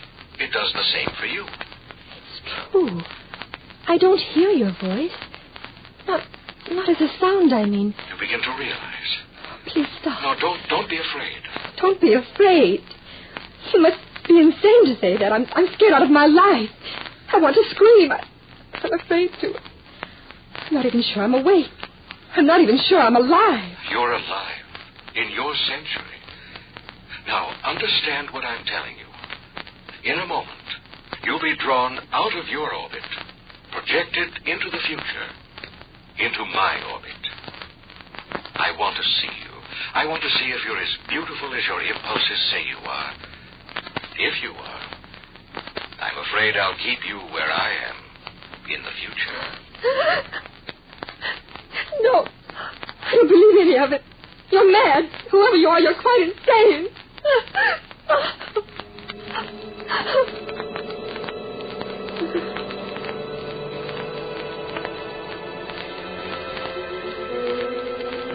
Are you receiving me? Yes. Don't be afraid. You're in limbo, on your way into my orbit.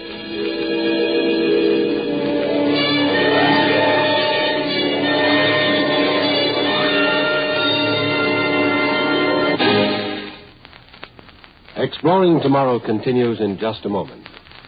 All of us, as American citizens, believe in our inherent liberties and freedoms, such as the freedom of the individual to choose and elect his own national representatives. It has been said that there is only one ruling class in America, the people themselves, who, through their vote, have established the law of our land.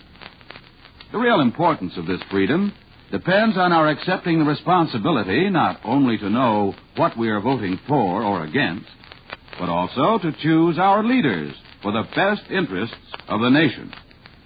So, accept your responsibility and ensure your freedom.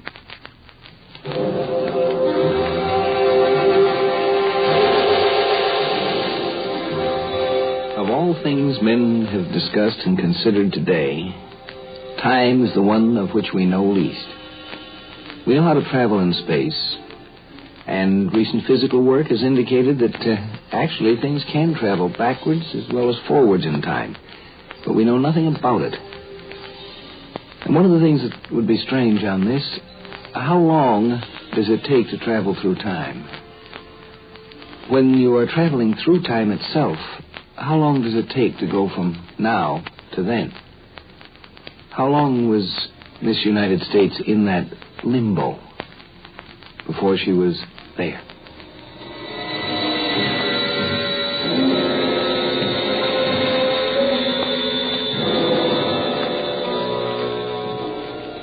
I'm talking to you. I'm projecting to you. Are you receiving me? Are you afraid? A little. Not as much as you thought you'd be. No. Have you any idea of where you are? I'm in a room. That's all I know. I'm in the next one. We're on the 500th floor of the Institute of Technical Research in the city of Columbia. In your century, I believe you called it Washington. Washington? You understand, this is America. I'm glad to hear that. The place. Yes, I can see it relieves you. You can see me? Very clearly. And am I? Are you what? Well, what you expected me to be. To some extent. Do you find me unattractive? Alien. Alien? Different. Yes, I know the meaning of the word. At first, I was conscious of a sense of shock when I first saw you. At least you're frank. Well, I'm a scientist. Do you find me ugly? I said alien. Of course, I knew you would be. I didn't expect you to measure up physically to our standards. The human form has improved a great deal since your century. But why? Was there a reason? Man-made reasons. Can you tell me? Well, it began with interplanetary wars conducted by the nations of the world. The struggle to build empires in outer space on other planets. When was this? Oh, not in your century. You saw only the first feeble attempts to explore space. Yes, I suppose our attempts are feeble. Well, the interplanetary wars did a great deal of destruction, particularly on this planet. Precious documents, books, records were lost. But there was another result. The atmosphere of the Earth became charged with radioactive matter. For a while, it looked as though the human race had become extinct, but it didn't. The human body acclimated itself to new atmospheric conditions and flourished again. But by that time, our physical form had changed. Changed for the better. And today...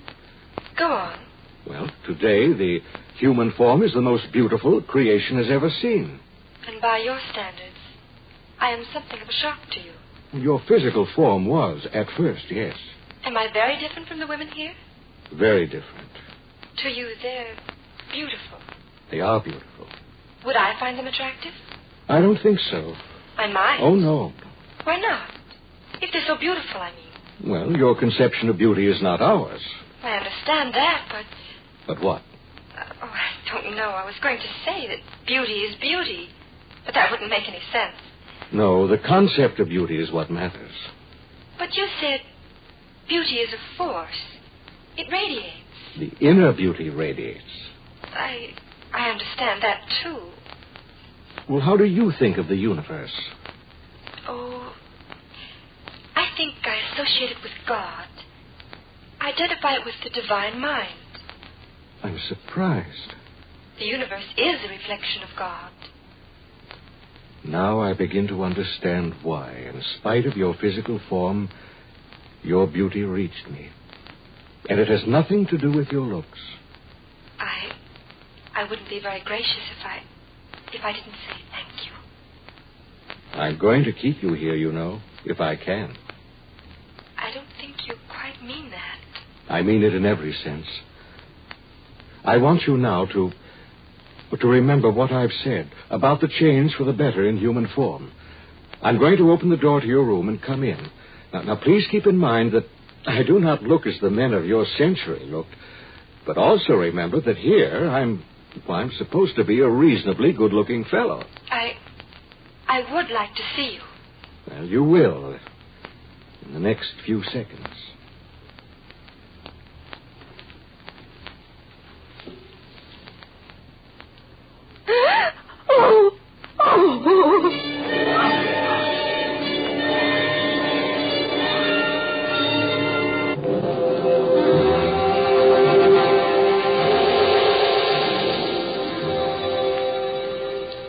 That which is beautiful and befitting, appropriate, depends on the environment it's in. The future people had to undergo some rather complete changes to meet the environment that, shall we say, we, their ancestors, had imposed on them. A little too much radioactivity. And that which was beautiful is no longer befitting. The thing that is now befitting we might not think of as particularly beautiful. Is it so bad? I'm sorry. I should not have exposed myself to the shock you feel, to the revulsion you feel at the sight of me. Oh, I'm sorry. I should have known. Forgive me. I just can't look at you for a moment. I have to adjust. There's a window behind you. You can look out. Oh, thank you. Please, don't resent me. No, I was just wondering if you have any idea how incredible to me your revulsion is. Yes, I think I have an idea. You must overlook what sounds like vanity, but I have to repeat what I told you before. I'm supposed to be more than passably good-looking. Yes, I understand.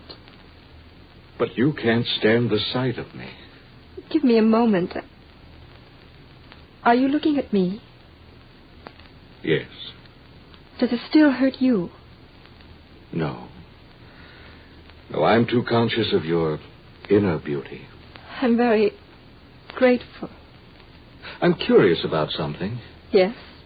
Are you conscious of any of my impulses? I think so. Do you find them hostile?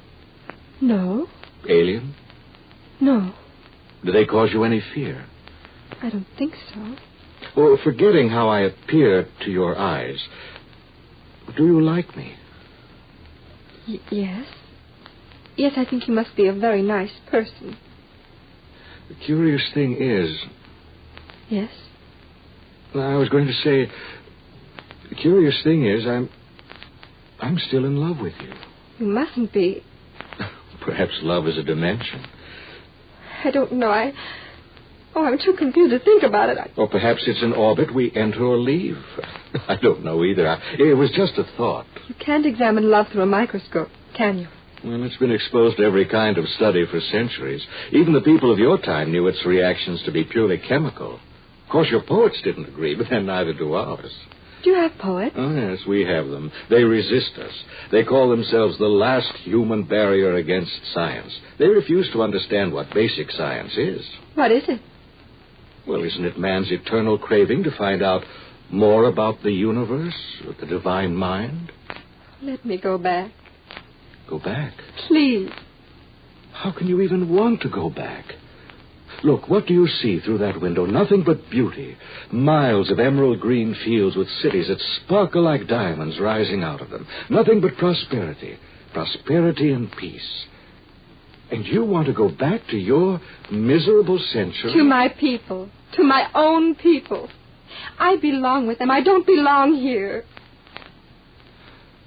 I'll tell you something. We're being observed, listened to by my associates. Observed? Well, the final decision must come from them. I'm as much a part of this experiment as you are, even though it was my idea.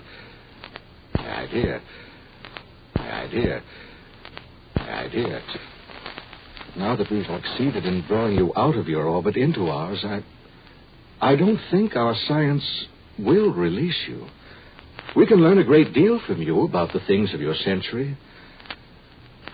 Besides, I love you. I want to keep you here. Please don't touch me. Please don't touch me.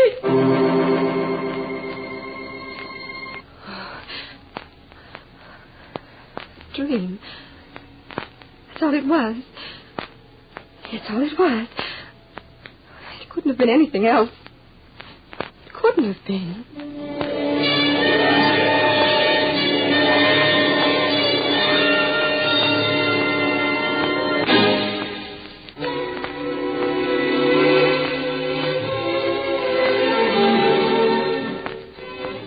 There are parts of beauty that are eternal, that are not like the physical that changes, but the beauty of a true and honest personality.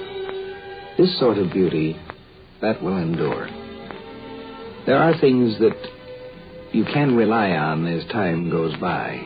Woman needs man, man must have his mate. On this you can rely. The only thing is, the definition of man and woman will tend to change with the passing of ages. But the fundamental things apply. An honest man and an honest woman. These we need forever.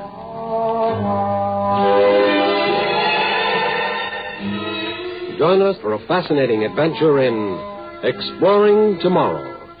Heard in our cast tonight were Brett Morrison and the real Miss United States of 1958, Charlotte Sheffield. Script was by John Fleming. Produced and directed by Sanford Marshall here in New York. Guy Wallace speaking.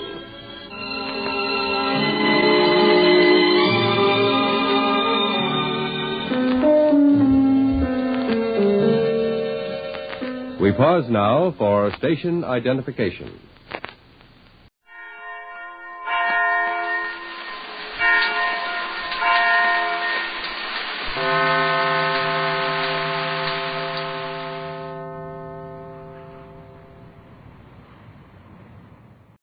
Kellogg's Pep, the super delicious cereal, presents The Adventures of Superman. Faster than a speeding bullet. More powerful than a locomotive. Able to leap tall buildings at a single bound. Look, up in the sky. It's a bird. It's a plane. It's Superman. Yes, it's Superman. And today, the Man of Steel tells a story, a wondrous story of the planet Krypton and how he, Superman, came to Earth. Almost a year ago, as some of you will remember, a flaming meteor fell out of the sky and landed in an open field in a suburb of Metropolis.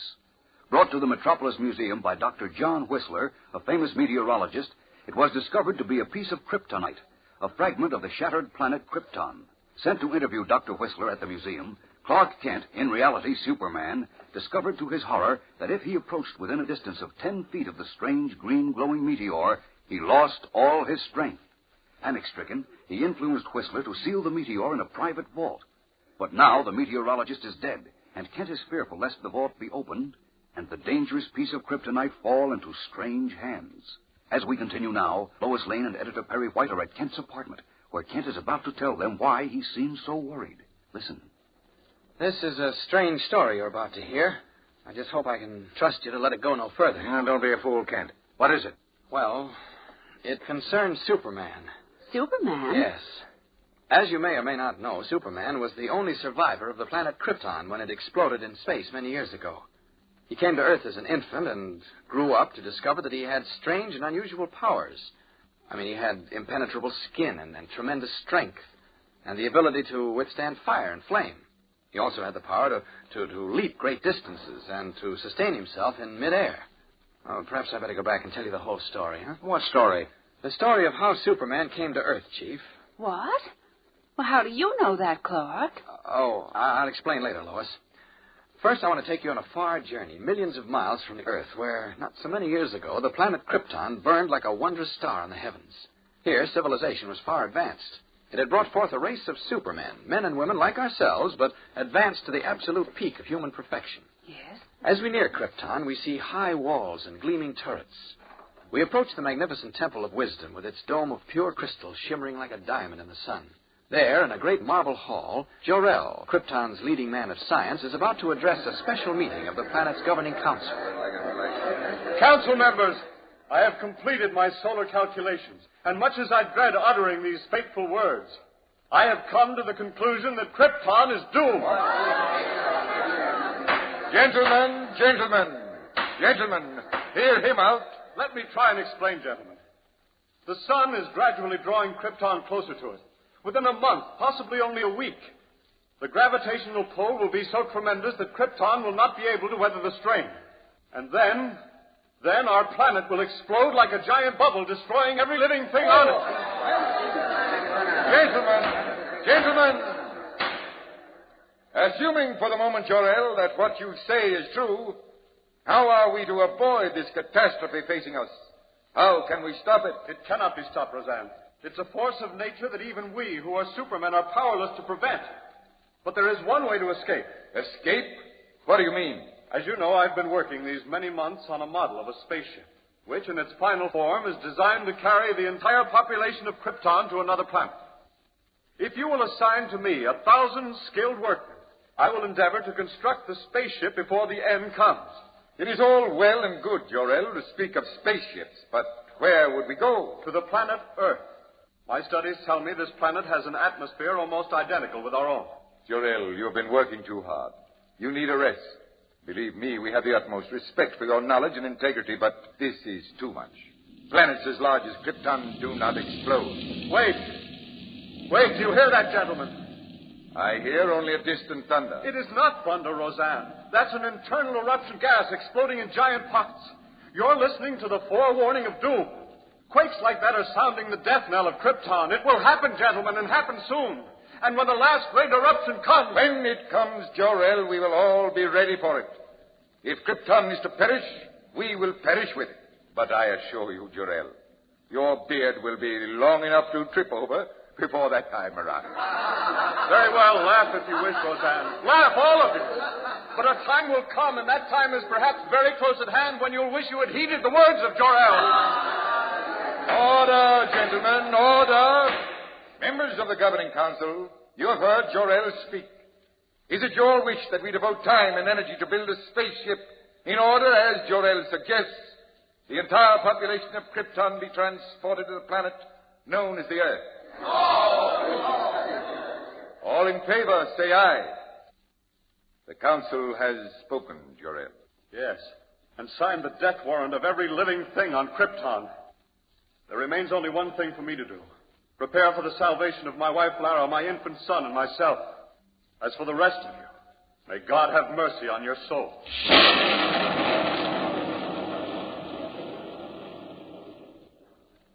Leaving the Temple of Wisdom with the mocking laughter of the council members ringing in his ears, Jor-El hurried to the terrace of his hilltop home and feverishly set to work on the steel model of his spaceship. Time was short, as he alone knew. A matter of days, possibly only hours. Driving home the last rivet, he stepped back to examine the bullet-shaped spaceship, only to discover his young wife standing behind him. Oh, Lara, I didn't hear you come out. You were too intent on your work. What did the council say, Jor-El? They laughed at me, Lara. Marked me for a fool. Even Roseanne? Oh, he above all. But no matter. The model is finished now, and tomorrow at dawn I'll send it on its way, watching its flight through the high-powered telescope on the observatory roof. And once I have proven to myself that it works, I will begin building a spaceship large enough to carry all three of us to the planet Earth. Jor-El, I feel faint. It seems to have grown oppressively hot. Is that because we're being drawn closer to the sun? Yes, there's a strange glow on the western sky. I don't like it. Where is Keller? Asleep. I had quite a time with him. He was restless all day. Jor-El, what was that? An internal quake. A bad one. Jor-El, the house is shaking. Easy, Lara, easy. What's happening? It may pass over. You'd better go in. No, my place is with you. Jor-El, look. The sky, it's darkening. Lara, this is the end. Krypton is breaking apart. Jor-El! Jor-El! return in a moment to find out what happened on the planet Krypton. Well, here I am back again, Pep Gang, to tell you all about the wonderful offer Kellogg's Pep has for you, in case you missed this big news before. Yes, sirree, gang, Kellogg's Pep has really outdone itself this time. It's offering you the smartest-looking all-aluminum sundial wristwatch you ever saw, with a real strap. Now, wherever you are in the sun, this terrific time teller will give you the hour of the day. In a minute, I'm going to tell you how you can get this one, but let me tell you all about it first. This sundial wristwatch lies flat on your wrist until you're ready to use it. Then, you just lift the shadow hand or pointer and aim it due north. And presto, you have the time of day just by seeing where the pointer's shadow falls on the dial. Why, could anything be easier? And this handsome sundial wristwatch is about the size of a usual wristwatch. Now, here's how you get one. Just send 2 box tops marked top from 2 packages of that super delicious whole wheat flake cereal, Kellogg's Pep, along with 10 cents in cash and your name and address, clearly printed to Superman, Box 157, Battle Creek, Michigan. Be the first around your part of town to own this real sundial wristwatch. And now, back to the adventures of Superman. In his guise of Clark Kent, Superman is telling Lois Lane and Perry White of the last minutes on the doomed planet Krypton. How his father, Jor-El, had just completed an experimental model of a spaceship when a strange blood-red glow appeared in the sky, and a series of thunderous crashes and deep rumbles, increasing in intensity, shook the ground under the feet of Jor-El and Lara, his young wife. Lara, this is the end. Krypton is breaking apart. What can we do, Jor-El? Oh, nothing. I was a fool for waiting this long. Oh, it wasn't your fault, Jor-El. The council... Oh, I should have built a spaceship months ago. Now we have only a model. Oh, but wait. It can carry one of us to safety. You, Lara. No. No, if only one of us should be saved, it should be our son. You wait here, I'll get him. Lara! Oh, perhaps she's right. It should be the boy. Oh, now, if I can only get this atomic generator working, build up enough pressure, I hope there's time. There. Jor-El. Yes? Here he is. Still fast asleep. Here, I'll open the door. I'll swim inside. Gently. Jor-El, are you sure? Hurry, Lara.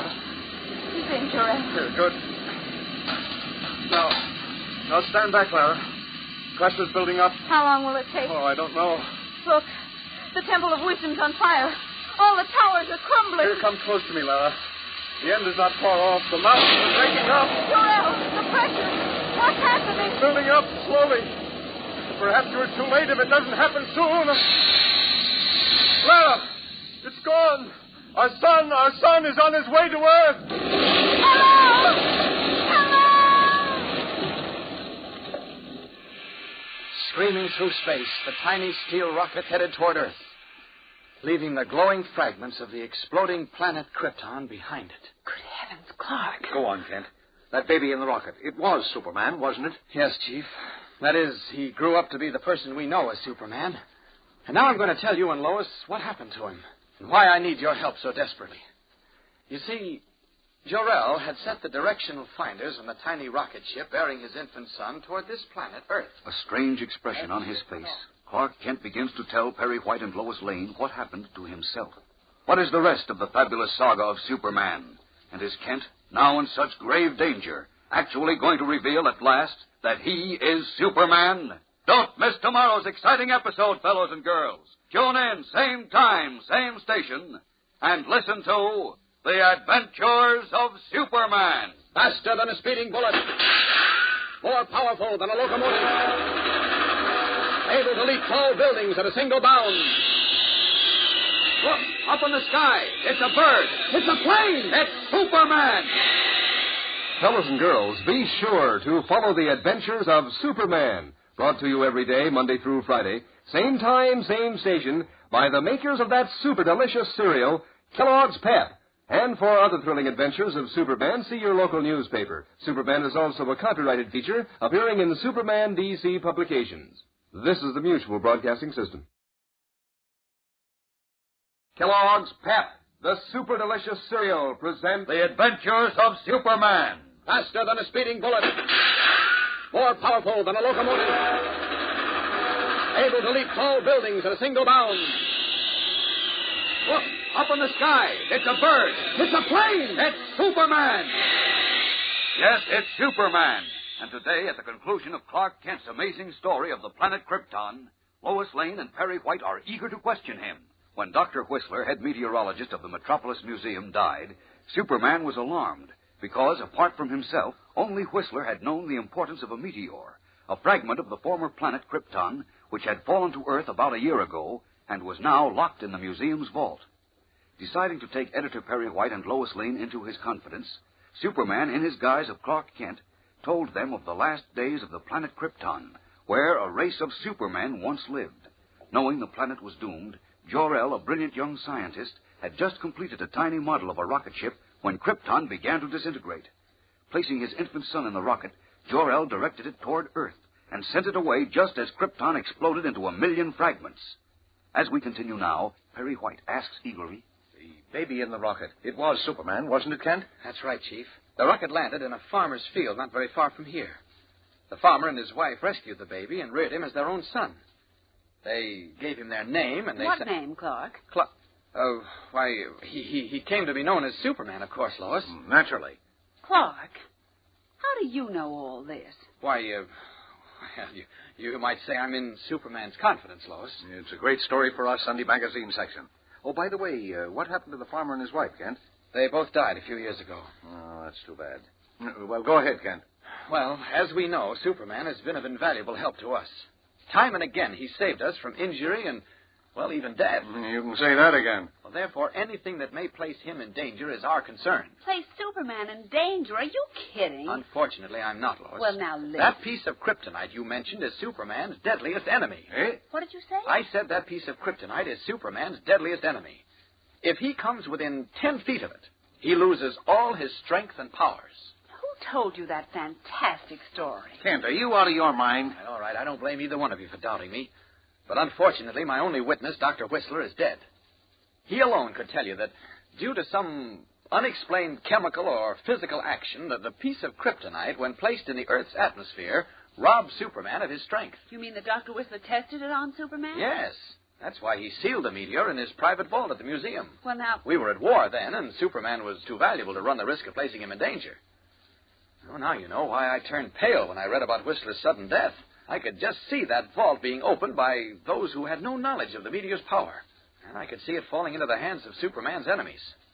That's what shocked me, and it still does. You shouldn't wonder. Clark, you're not making this up, are you? Hardly, Lois. As a matter of fact, the only reason I'm telling you the story is because I need your help to destroy that piece of kryptonite forever. If it's not destroyed, Superman may be destroyed. Well, there's only one answer to that. We'll get the museum and authorities to give the meteor up, take it out into the middle of the ocean, and dump it. Oh, if that could be done, Chief, we'll have repaid our debt to Superman. Why not? I've got some influence in this city. Matter of fact, I'm on the board of directors of the museum. I'll call the chairman first thing in the morning. Well, that'll be wonderful, Chief. Oh, what's the matter, Lois? Still don't believe what I've told you? Yes, I believe it, all right. I was just thinking about some work I have to do at the office, Clark. I'd better run along. You could use some sleep anyway. Oh, no, I'm fine now. Gee, I'm completely relieved. Well, I'd better be going anyway. You coming, Chief? Yeah, might as well. All right, I'll open the door for you. Now, Lois is right, Kent. You could use a good night's sleep. Yes, I guess so. I'll be getting right into bed. Well, thanks a lot for coming over. Ah, forget it. Well, good night. Good night, Chief. Night, Lois. Good night, Clark. Vastly relieved and almost a little proud of himself for having been able to tell Lois and Perry White the story without revealing that he is Superman, Clark Kent turns out the living room lights, steps into the bedroom, and is shortly asleep. Hours go by, and a clock in a church steeple not far distant is striking midnight when he is awakened by a raucous voice in the street below. Superman in danger. What's that? Superman in danger? Read them all about it. Great Scott, what's he talking about? Up with his window. Extra. Newsboy! Hey. Boy! What paper are you selling? Late edition Daily Planet. Good Lord. You want one? No, never mind. Thank you. Daily Planet. So that's why Lois said she had to get back to the office. She wanted to catch the last edition with a story. Oh, the fool, the stupid little fool. Doesn't she realize what she's done? Oh, wait a minute. Maybe I'm wrong. Maybe she didn't print the facts. Oh, I hope that's it. I'll call her at home. What's her number? Oh, yes, I know. 7, 6, 5, 2. Oh, this is terrible. Simply terrible. Hello? Hello, Lois. Yes? Clark Kent. Oh, I thought you were going to bed. Well, I did, but I was awakened by a newsboy shouting an extra.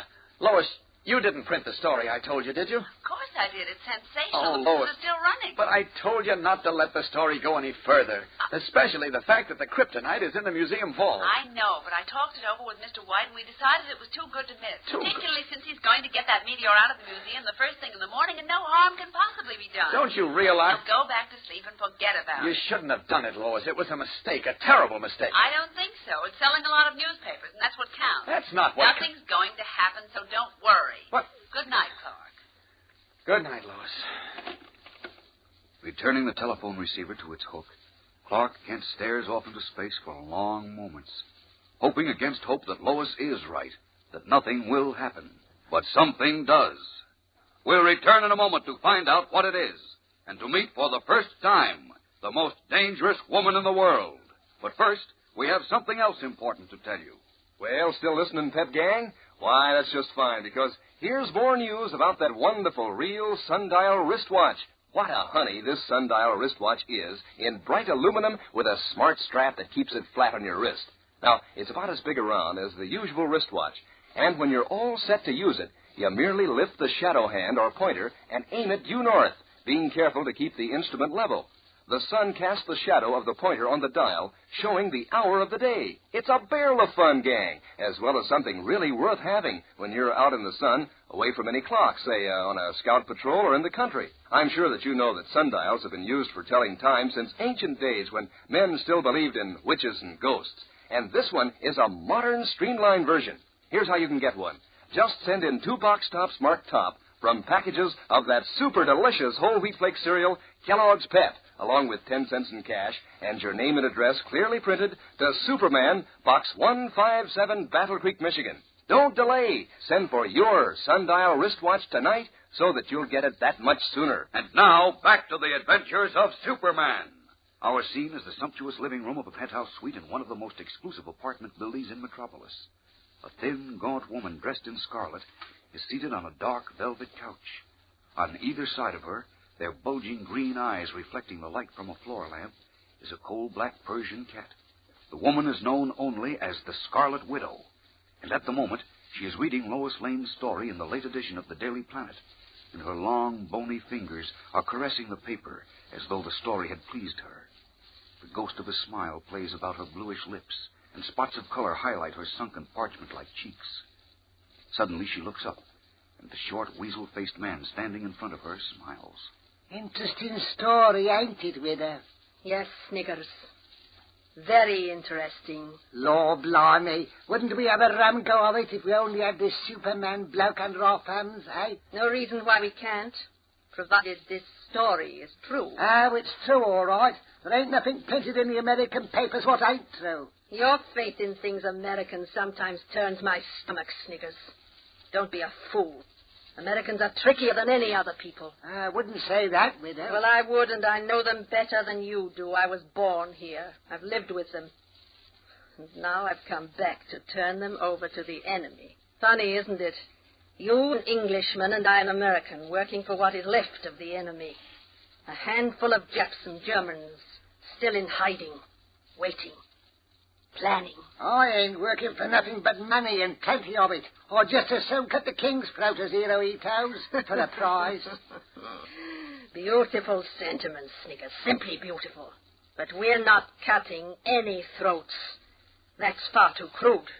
The Scarlet Widow works with her mind, not her muscle. Ain't that the truth? Now, listen to me. You were perfectly right a moment ago when you said we'd have a rum go of it if we could get this Superman person under our thumb. Well, that's our goal, Sniggers. And the first step is to lay our hands on the meteor mentioned in this story. How do we go about it? You're the best safecracker and lockpicker on the continent, bar none, aren't you? According to Scotland Yard, I am. Then a simple little museum vault should offer you no obstacle. It's now 10 minutes after midnight. By dawn, that meteor should be in our possession. Think you can do it? If I can't, Widow, there ain't nobody what can. Stroking her 2 sleek pets, the Scarlet Widow smiles understandingly. For a moment, her gray-green eyes resemble those of her cats. Then she nods.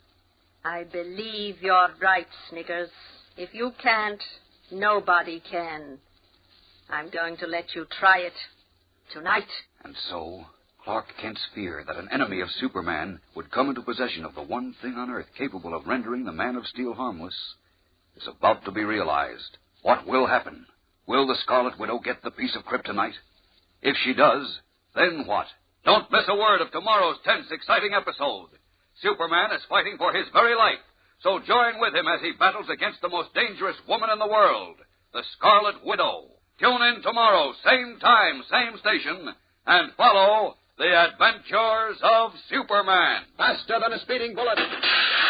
More powerful than a locomotive. Able to leap tall buildings at a single bound. Look, up in the sky. It's a bird. It's a plane. It's Superman. Fellas and girls, be sure to follow the adventures of Superman. Brought to you every day, Monday through Friday. Same time, same station, by the makers of that super delicious cereal, Kellogg's Pep. And for other thrilling adventures of Superman, see your local newspaper. Superman is also a copyrighted feature appearing in the Superman DC publications. This is the Mutual Broadcasting System.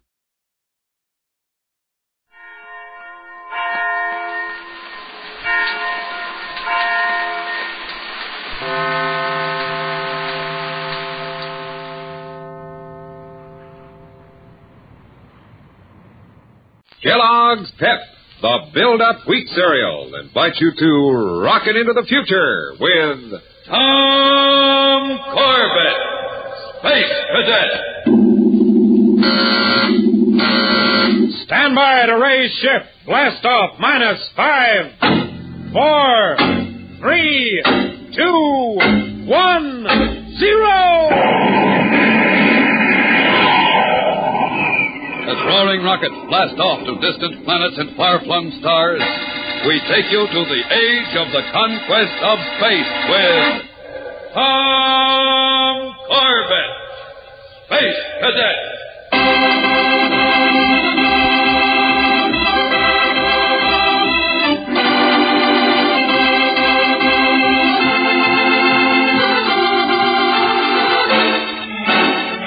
Blasting into deep space to the planet Terra in the star system of Alpha Centauri, the Space Cadets have made a startling discovery. A satellite of Terra that is composed of 3/4 solid copper. Now, as the converted space freighter Annie Jones rests on the precious moon, Tom, Roger, and Astro wait with rising excitement for their commanding officer, Major Connell, to brief them on the most gigantic project ever attempted by man, transporting an entire satellite from one star system to another. Major Connell's been in contact with Space Academy for the past 4 days, Tom. Talking with every big-shot astrophysicist they have. Yeah, I know, Roger. Finding this copper satellite is one of the big discoveries of space. Hey, I wonder what a thing like this is worth, Tom. Well, I don't know, Astro, but it was enough to make Thurston and Lewis almost commit murder to keep the discovery to themselves. They should have known Major Connell wouldn't let man nor beast take over his ship. You're blasted right, Manning, and I won't allow a space-brained cadet to neglect a prisoner in my custody. Who's on prisoner to tail this watch? Well, I am, sir. I might have known. Cadet Manning. One of the first things an officer of the Solar Guard learns is to take care of the needs of his men and his prisoners before himself. Did you know that? Yes, sir. I was just going to... Then get below and see that Thurston has his rations. And to make sure that you remember in the future, give him yours. Give him mine? Yes, Manning, yours. Maybe you'll think better on an empty stomach. Yes, sir. And all of you report to me on the control deck in 10 minutes for briefing. That's all. Blast that character anyhow. Doesn't he ever give a guy a break? You're lucky he didn't give you 10 demerits, Roger. But now I have to go without a meal. Oh, that's all right, Roger, old boy. You can live off the fat of your head.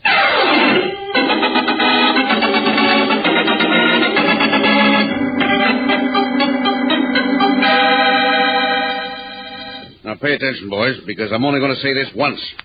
As you know, the Solar Alliance copper supplies are so low that the discovery of this satellite is of utmost importance. Our job is getting it back to Earth. Back to Earth? Well, how can we get a satellite 10 miles in diameter through 25 billion miles of open space? If you'd give the Major a chance, you Venusian clunk, he'll tell you. Clunk, listen, you skinny radar. Off that space gas. Yes, sir. Aye, sir.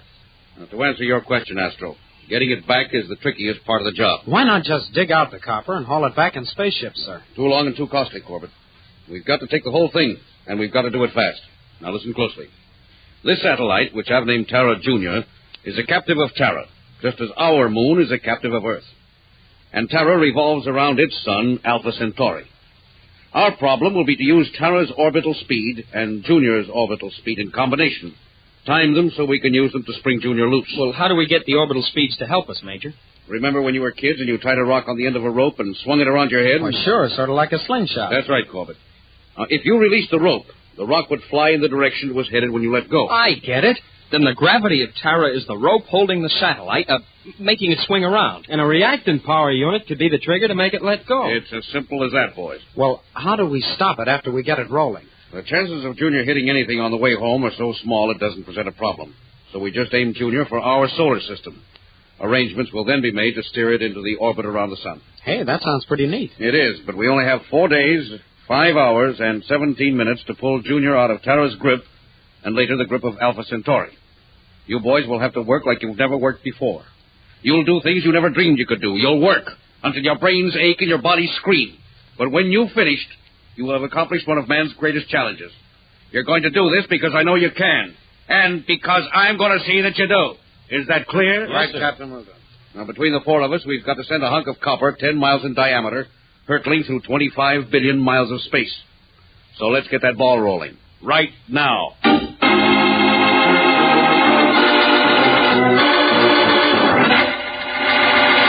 We'll return to the exciting adventures of Tom Corbett, Space Cadet, in just a moment. So stand by. Tom Corbett says, eat Kellogg's Pep. Roger Manning says, eat Kellogg's Pep. Astro says, eat Kellogg's Pep. Yes, all the Space Cadets are passing the good word along to you. Eat Pep and taste that swell whole wheat and malt flavor. Eat Pep and get those essential vitamins B1 and D. Eat the cereal that gives you build-up food values for strong bones and tough muscles. Here's Astro to tell you in a special interview just why Kellogg's Pep is so important to the Space Cadets. Spaceman, when Reveille sounds at Space Academy, things start happening mighty fast. The cadets are on the go every minute right up till taps. Plenty of Kellogg's Pep first thing in the morning helps give us the food power we need to travel at full space speed. Now, those vitamins are important, too. But most of all, that swell flavor is so downright good, it's just a plain pleasure to eat every bowl full of Kellogg's Pep.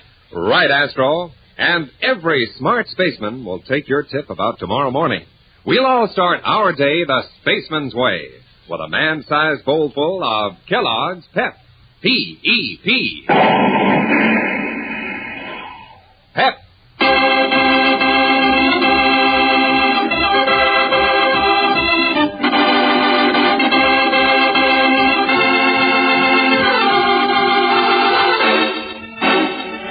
25 billion miles from Earth in the star system of Alpha Centauri, 3 space cadets and their commanding officer prepare for an almost impossible task, transporting a satellite through space toward Earth. Now, as Major Blastoff Connell roars, cajoles, and pleads with his young spacemen, they assemble the massive information necessary for the big push through space. I tried building that lead baffle for the uranium 5 times already, sir. I'm having trouble getting the amount of reactant power we need in a unit that small. Maybe you're trying to make it too small, Astro. Remember, this unit has but one job, to start the reaction. When the U-235 gets hot enough, it'll start a reaction of the copper on Terra Junior and sustain itself. Try a smaller amount of reactant. But whatever you do, keep working. Only a day and a half left. Aye, aye, sir, but I won't guarantee it. I don't want your guarantee. I want that unit. Now build it.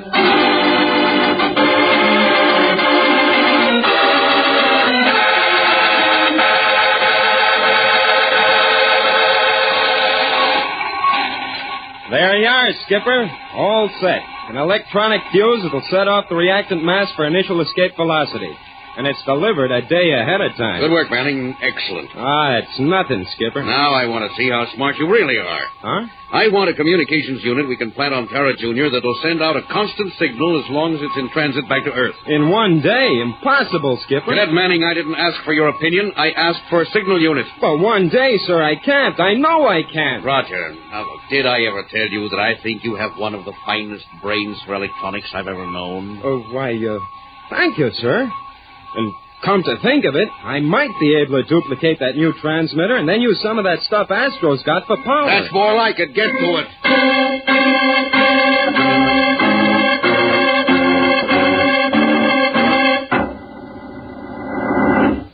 it looks like we're all set. Now, you all know your assignments. We'll take jet boats and go out in pairs, Corbett and myself, Manning and Astro. We'll set up the reaction explosives on Tara Jr. at the points marked on your maps. When you've finished, set the fuses and return to the ship. But watch your timing. If we fail, it'll be more than a year before Junior will be in the same position again. How much time do we have left, Corbett? 6 hours and 17 minutes. Not much, but enough. It shouldn't take more than 5 hours to set up the reaction units and get back to the ship to blast off. All clear? Right, Captain. All right, put your spacesuits and helmets on and move out. We're going to pitch the biggest ball in history, and it had better be a strike.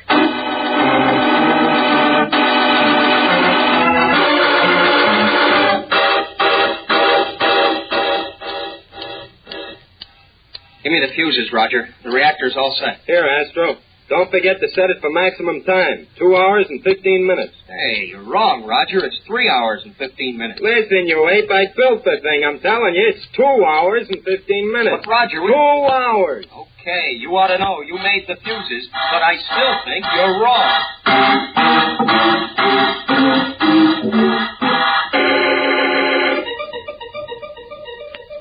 What's the time, Corbett? Tara Jr. gets a big jolt in exactly 1 hour and 40 seconds from now, sir. Fine. That gives me just enough time to notify Space Academy to get set to start receiving Tara Jr.'s radio signal. You know what to do? Well, I don't have to do anything, sir. Roger spliced in all the fuse circuits to this clock.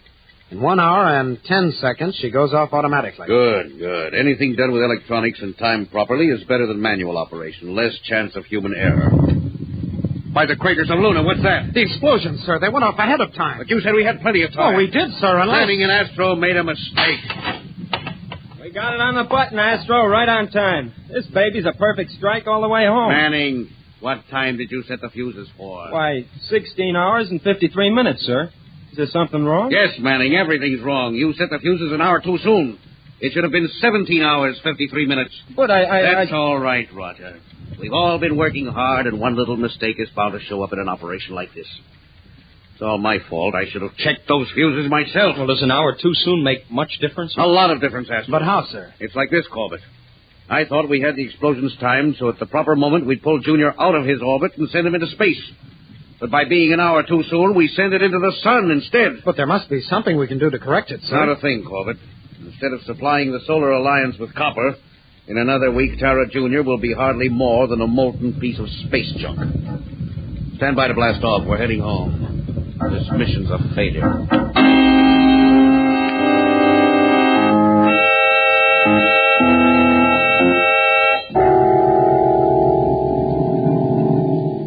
Honest, Astro, I've never been more miserable in my life. Don't let it get you down, Roger. The Major said it was a mistake anyone could make, and besides... But have you seen the way he just talks to us these past 3 days?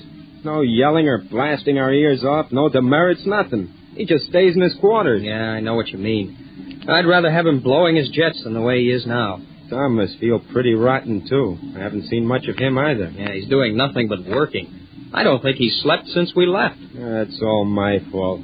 I'm nothing but a big mouth with an asteroid for a head. Hey, where are you going? I almost forgot. I got to give our prisoner a meal.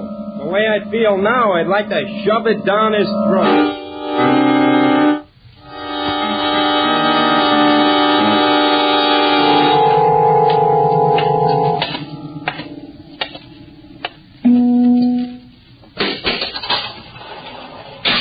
All right, Thurston, come and get it. Well. Where's the big Manning spirit? Kind of got you boys down since that loudmouth Connell failed on your little mission, huh? Listen, you space crawler, one more word and I'll come in there and pound that head of yours in a space I drum. wish you'd try it, you little squirt. I'd break you in two. Okay, pal, I'm going to give you that chance. Yeah, when? Right now. Sorry about the teeth, Thurston. I forgot you had to eat.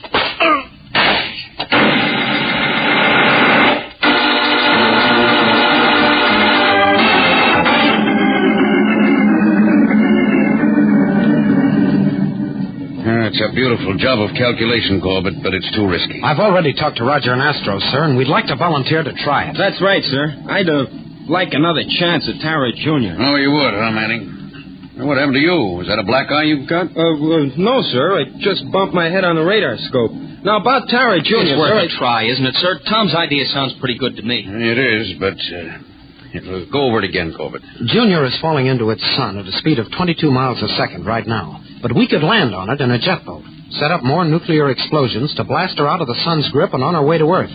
We wouldn't get as much speed as before, but we'd still save the copper. Now, let's see. We could get back to Tara in 3 days and prepare the reactant and fuses on the way. We might be able to do it, Corbett. Why is the time figured so close, Tom? It has to be, Astro.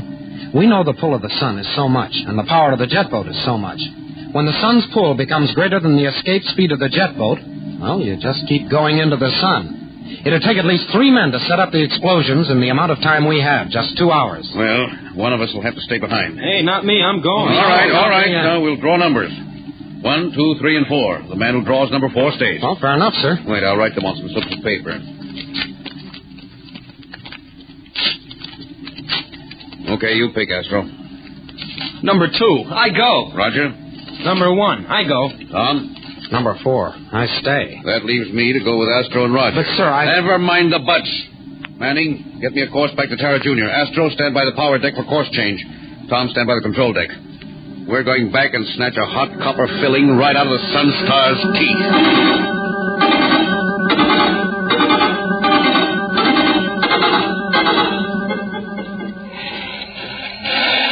Attention, space freighter to Major Connell. 36 minutes to blast off. 36 minutes to blast off. Hello, Corbett. Huh? Thurston! Take your hand off that wrench or I'll freeze you with this parallel wrench. How in blazes did you get loose? Your buddy, Manning, decided he wanted to paste my ears back, so I let him. He was so anxious to make me lose a few teeth, he didn't notice the spoon I kept. Spoon? Yeah, spoon for a few teeth, a good trade. I waited for your pals to leave the ship, and then I short-circuited the lock on the cell. Now get over to the controls. We're going back to Tara. Tara? But Major Connell, Roger, and Astro are on that satellite. If I'm not around to pick them up, they'll fall into the sun. Well, ain't that too bad? So they're gonna fry. But if you don't start this wagon up, you're going out the airlock and freeze. Now get to work.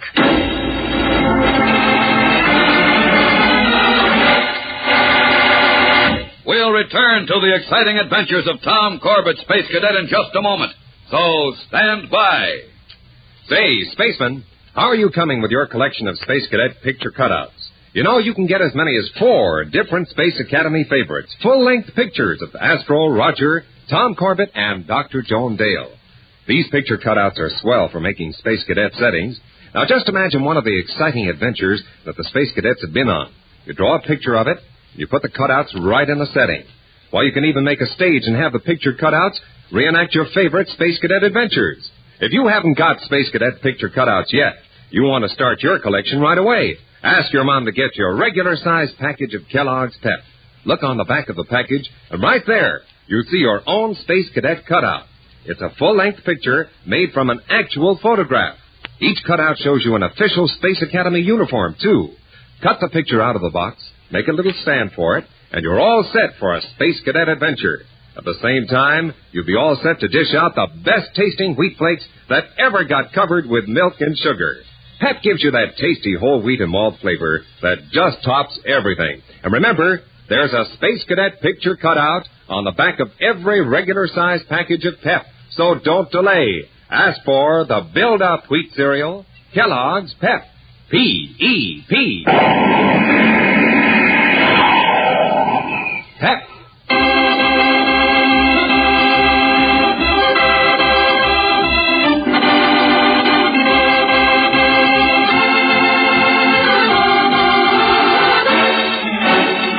In a desperate attempt to save the copper satellite from falling into the sun, Roger, Astro, and Major Connell race against time to set up additional nuclear explosions to blast the priceless moon out of the deadly grip of Alpha Centauri. But they are unaware that Thurston has escaped from his cell and has forced Tom to fly the space freighter Annie Jones back to Tara.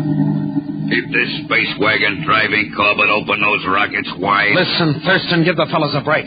If I don't pick them up, they'll be killed. Oh, ain't that just too bad? Look, I promise nothing will happen to you. We'll let you go free. Shut your mouth and concentrate on them controls. You and Major Connell and those other cadets are the only guys who have anything on me. Now, you don't think I'm going to let you stay alive, do you? Why, you dirty, low-down space Get crawler. back to those controls, Corbett, or I'll blast you with this ray and pitch you out of the airlock, so help me. Okay, Thurston, you win. That's better. Hey, what are you doing? want more speed, don't you? Okay, but don't try any funny stuff. I don't see how I can. You've got me nailed with that parallel right. Where are you going? Just have to adjust the reaction mixture for this speed. Oh, yeah? Well, I happen to know you do that at the main panel. Get back. Sure, Thurston, but not before I adjust something else. Hey, what are you doing? I'm floating. You're a spaceman. Let's see how you handle free fall. Why, you little space pup, I'll freeze you stiff. Try again, Thurston. Hey, I'm going backward and I can't stop. Sure, the recoil of your gun. Now I'll take over. This is what they call free fall wrestling, pal. Let me let go. Yeah, sure, after I do a little freezing of my own. Sweet dreams, pal. Now start praying I can pull the fellas off that satellite, because if I can't, you'll wind up frying in the sun with us.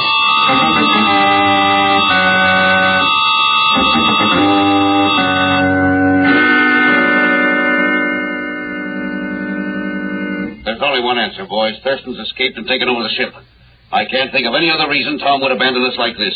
Guess you're right, sir. Boy, it's going to get pretty hot soon. Eddie Jones to Major Connell. Come in, Major. Roger. Astro, can you hear me? Listen, sir, it's Tom. Look, there's the Annie Jones. It's headed this way. By the craters of Luna, he's coming back. Roger, Astro, someone come in. Connell to Annie Jones. Corbett, what happened? I haven't time to explain, sir. Blast off in your jet boat. I'll pick you up. No use, Tom. We've used all our power. Let's stand by. I'm putting the Annie Jones on automatic and coming in for a landing. No, Corbett. There's nothing you can do. We're too far gone into the sun's pull. You'll never blast off again. I don't care if we all wind up cinders. I'm coming in.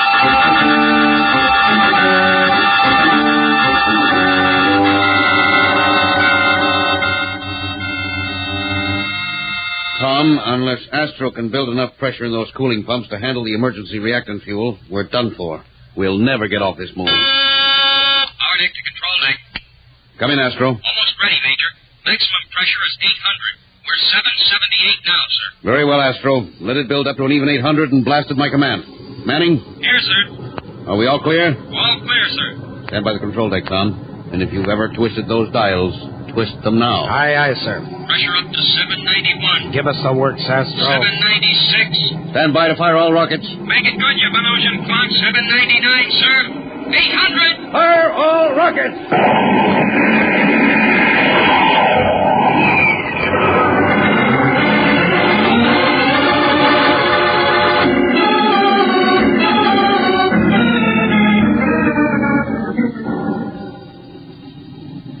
Report from power deck, sir. Acceleration normal.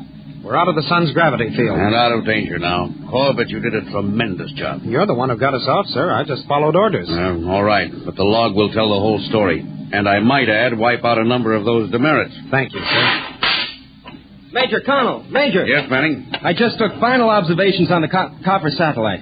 She cleared the sun and is swinging wide around the other side, heading for our own solar system. Well, looks like that's the icing on the cake, boys. Our mission is a complete success. But what do I do about that creep Thurston? Nothing. He's in the brig, isn't he? Well, not yet. I was too busy to lock him up. It's a wonder he didn't start acting up again. Oh, he did. But I quieted him down. Oh, you did, huh? Yes, sir. But I think maybe now he'd better be put in the brig. He's running out of teeth.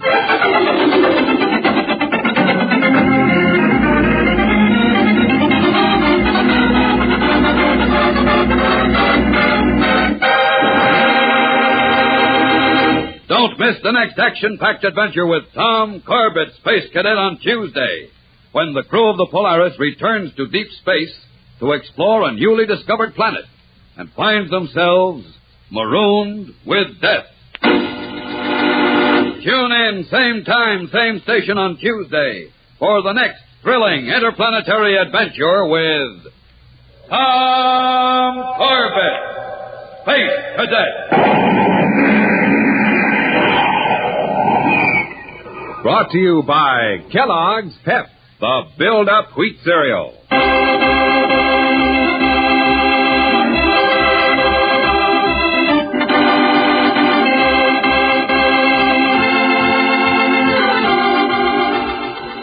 Tom Corbett, Space Cadet, starring Frankie Thomas, can also be seen on television and appears in the comic sections of many of America's leading newspapers. Look for it daily and in weekend editions. Featured in the cast are Jan Merlin, Al Markham, and Louis Van Ruten. Today's program was written by Richard Jessup, directed by Drex Hines. Jackson Begg speaking. Raisin Bran has a secret. Kellogg's Raisin Bran has a secret. And what a secret! In Kellogg's Raisin Bran, the tasty raisins are dipped in honeycomb. That means plumper, more tender raisins along with delicious golden crisp bran flakes. Both fruit and cereal all in one box. And no other Raisin Bran but Kellogg's gives you the tender goodness of raisins dipped in honeycomb. That's Kellogg's secret. So for your breakfast, make sure you get Kellogg's because... Kellogg's Raisin Bran has a secret.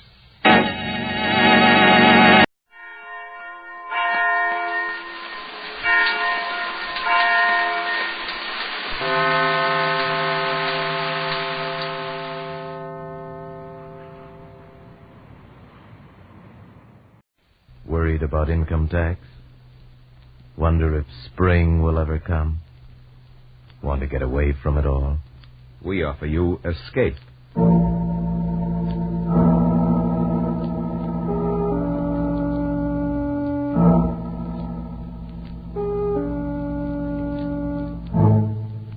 You were alone in your book-lined study, listening to the idiot gibberings of a parrot, and beside you, caressing you, is an invisible thing, a loathsome thing, from which you must escape.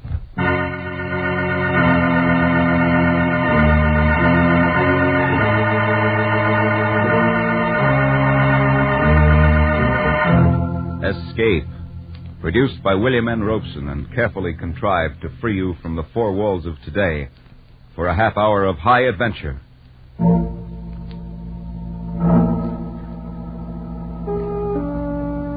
Today, we escape to the West End of London, to a little house just off Hyde Park, where lived a man who didn't like people. Today, we escape in the remarkable tale of Robert Hitchens, How Love Came to Professor Guildea.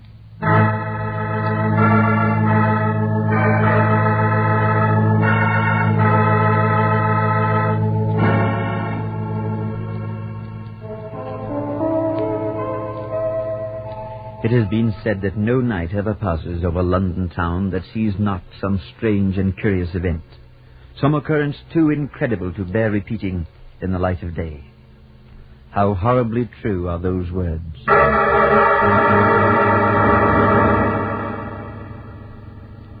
It's been over a year now since the night I first met the amazing Professor Guildea. I had delivered a sermon at the rectory of St. Swithin in the East End, and was passing through the foyer in departure when I was accosted brusquely by an odd little man, remarkably sharp-featured, his face adorned by a pointed black goatee. Pardon me a moment, please. I believe you're Father Murchison? Yes, that's right, but I don't think I've had the pleasure Perhaps you've heard of me. My name's Guildea, Professor Guildea. Guildea, why, yes, you're the famous psychologist. Yes, psychologist, biologist, anthropologist, philosopher, and that takes care of that. Sir, I never attend religious services. It appears you've done so tonight. I came for one reason, to hear you. Find out why an otherwise normal colleague of mine thinks you're the most convincing speaker he's ever listened to. And did you find out? No, your talk was intelligent, logical. Therefore, it could never convince anybody of anything. Thank you. You're a direct man, Professor Guildea. No time to be anything else. I'd like to have you dine with me, Father Murchison, say a week from tonight, 7 o'clock. I live at number 100 Hyde Park in the West End. Can't we make it 2 weeks? I'm preaching at St. Saviour's that night, just round the corner from the park. And I'm afraid it'll have to be nearer 8:30 than 7. The service isn't over so early. We can't even agree on a time for dinner. Very well, 8:30, 2 weeks. Good night, sir.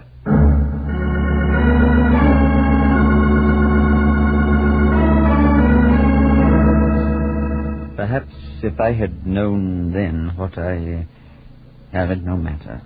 I kept the appointment, of course. After an excellent dinner, we climbed the stairs to Guildea's study. A large, book-lined room running the width of the house, with windows at the end overlooking the park. In front of those windows stood the one incongruous thing in the room, a cage holding a large grey parrot. In fact, as I recall, it was the parrot that was responsible for my first becoming aware of what exact opposites Guildea and I really were.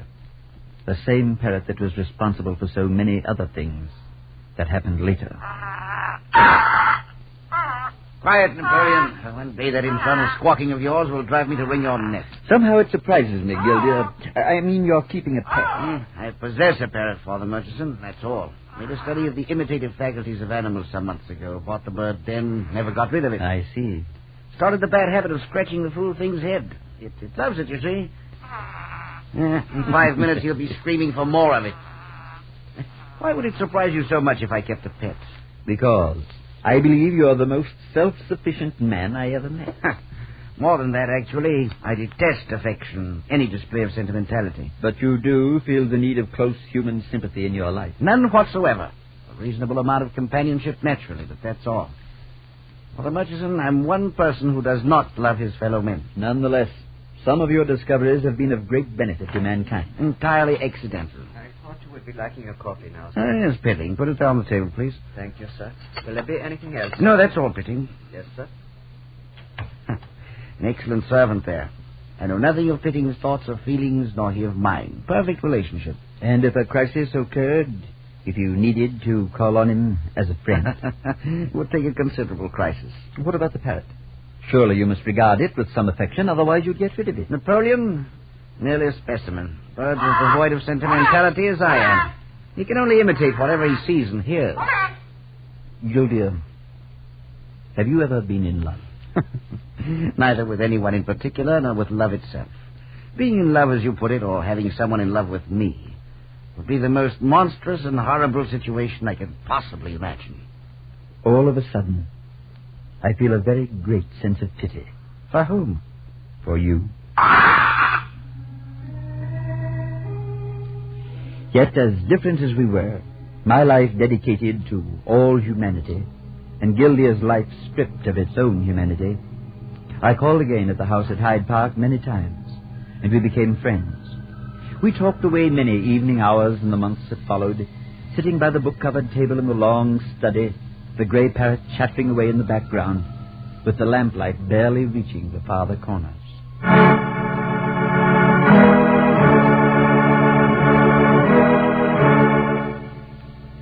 It was on such a night not long ago that the thing began. Guildea had seemed uncommonly nervous since dinner, and had spent much of the time pacing in front of the windows that faced the park. How's it, Murchison? I can't seem to relax tonight. I ever feel a completely unaccountable presentiment.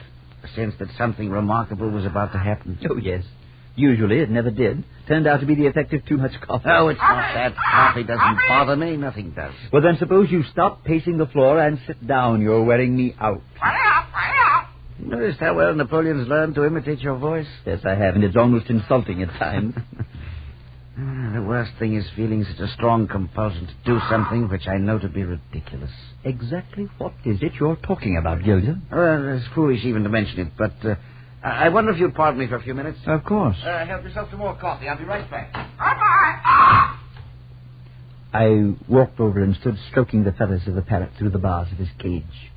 I'd grown rather fond of the ugly bird, but it always startled me to hear him mimic some phrase of mine or Guildea's. Napoleon, you're a true creature of the devil. Creature devil, creature devil. I happened to glance out of the window toward the park across the street. The arc lamp at the corner threw a dim gleam across a bench set just inside the paling. And I was surprised to see Professor Guildea moving about the bench, peering under it, behind it, staring into the shadows nearby. He kept this up for some minutes, then crossed the street and came back toward the house. In a moment, I heard him ascending the stairs. Father Murchison, has anyone entered this room since I went out? I know. You mean Pitting, of course. He hasn't been in. Strange. Very strange. I saw you across the street in the park. What were you doing? I thought I saw something, wondered what it was, that's all. Did you find out? No. What's wrong with the parrot? Never made a sound like that before. What do you mean? He seems all right. Napoleon, stop that. What was it you thought you saw? Nothing. As you said, most likely it was the coffee. Only I'm very much afraid that... Oh, no. In this day and age, it's impossible.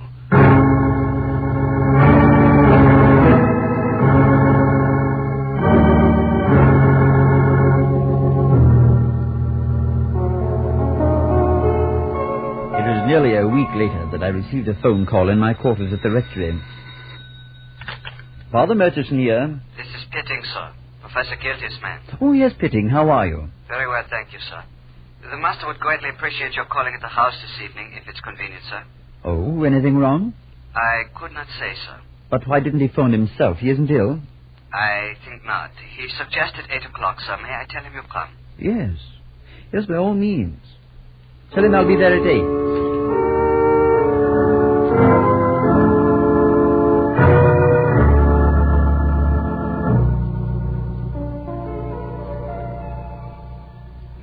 Beating about the bush, Father Murchison. I am nervous. Of course I am. Plenty of reason for it. Oh, you're working too hard. Now I'm working too hard. The other night it was coffee. As a matter of fact, it's neither one. Be quiet, Napoleon. Maybe you'd better tell me just what is the matter, Guildea. Do you feel the presence in this room of anyone beside the two of us? Well, there's Napoleon, of course. No, I don't mean the parrot. He senses it too, though. Senses what? When you were here last week, I left the house for a few minutes, you remember? Yes. I'd been watching someone sitting on that bench across in the park, a shadowy sort of figure. I had to find out what it was. But you found nothing. You told me when you came back. That's right. But I left the front door open.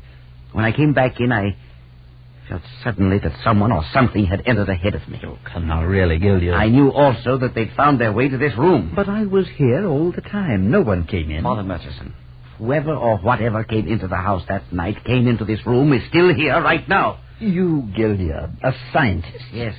Ridiculous, isn't it? But it's true. I'm only able to feel its presence. Napoleon can see it. Look at him now. Now, wouldn't you say he was watching something over there in the far corner of the room? No, I'd say he's just being as foolish as a parrot usually is. You, a skeptic? About this, yes. You've been working too hard. You need a vacation. I haven't told you the worst part of it. Would you say that I'm an attractive man? Frankly, no. Oh, I suppose to a certain type of society woman you might... No, that's not what I'm talking about. Well, then, what are you talking about? I don't know whether this intruder is a woman, man, child, animal, but whatever it is, it holds a vast affection for me. What? You imagine anything so utterly monstrous, horrible? Murchison, the thing, is in love with me.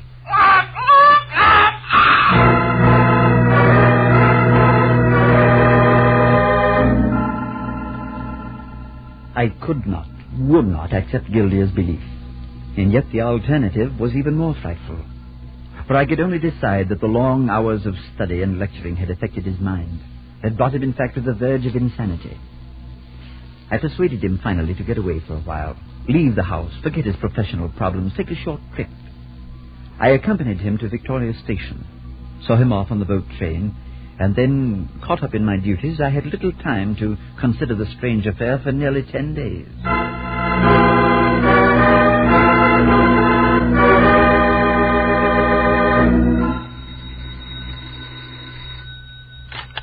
Father Murchison here. I hope I haven't disturbed you. Professor Guildea, then you're back in London. Yes, I've been back for 3 days. Well, you should have called me. How was the trip? Quite pleasant. I took passage on a Channel coaster. The sea air was wonderful.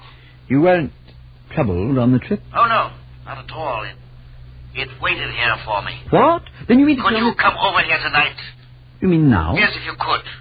You see, I can prove it to you now. Very well. I shall come right over. I stood there by the phone and shivered.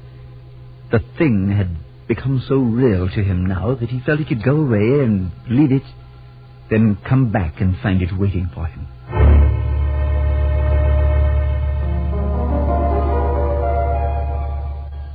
That's why I didn't call you when I first came back. I wanted to be sure. So I've waited 3 days, and every day has been worse than the one before. In what way? What do you mean? I mean, the thing was waiting for me here. Glad I was back, fawned all over me. It was more insistently obnoxious all the time. Guildea, do you mean you've seen the thing? Heard it? No, I haven't seen it, haven't heard it, but I know it's here. I can feel it, sense it. Try to put it in words, and it becomes absurd. If you'd like some unsolicited advice, call in a doctor. Have him look you over. And what doctor in London knows any more about the human mind than I do? I know, but when it's your own mind... No. You're thinking of hysteria, hallucination. I know all the symptoms. It's not that simple. Anyway, I told you I could prove it to you. You'll notice I've thrown a cover over Napoleon's cage. Yes, I've been wondering about it. Part of my proof. He's been here, you know, all the time I was gone, here in this room. Yes, but I want you to get behind those curtains with me. Then I'll reach out and pull the cloth off his cage. I don't want him to see us. I don't know what you're hoping to prove, but, all right, come on. Ready? I'll uncover him.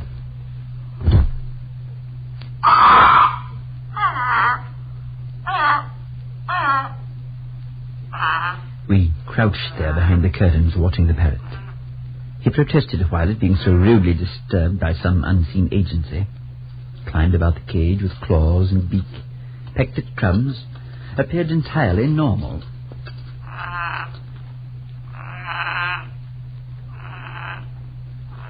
After a time, he began to fix his attention on a spot across the room. There was nothing there. Watch him. Look at him now.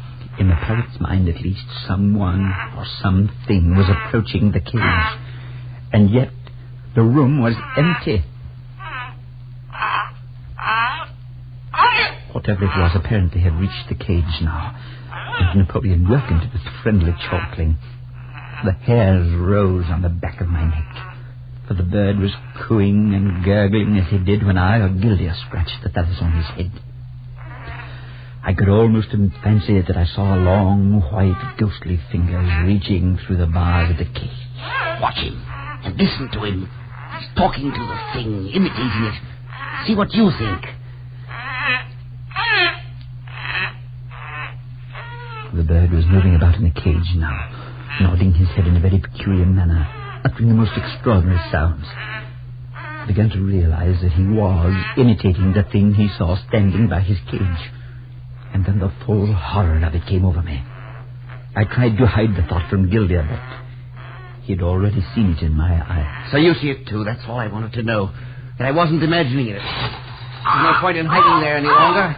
That was my proof. But perhaps someone was here while you were gone. I've questioned Pitting and the cook. No one has been here. It can't be. Such a thing just can't. Father Murchison, it is. Well, where? Where is it now? Can you tell me where it is? Not exactly. Somewhere in the room, not too far away. I can feel that. Napoleon, of course, can see it. There is some rational explanation, Guildea. There has to be. You're whistling in the dark, Father. You recognize the same thing I did. I know what you mean, of course. I can't stand much more of it. There's only something I can fight, strike out at. I'm not a coward, but I can't see it, hear it. I can only feel it trying to touch me somehow, trying to get close to me, drooling with desire and affection, fondness for me. I can't keep it away. It gets closer all the time. Guildea, you've got to get hold of yourself. Get hold of myself! You saw the way that parrot imitated the thing, those mannerisms, that gibberish. You know what it means as well as I do. I saw it, but it can't Can't you feel how hideous it is for me? I can't stop it. The thing makes love to me, caresses me, and whatever it is, it has no mind. You saw that. That thing is a slobbering idiot.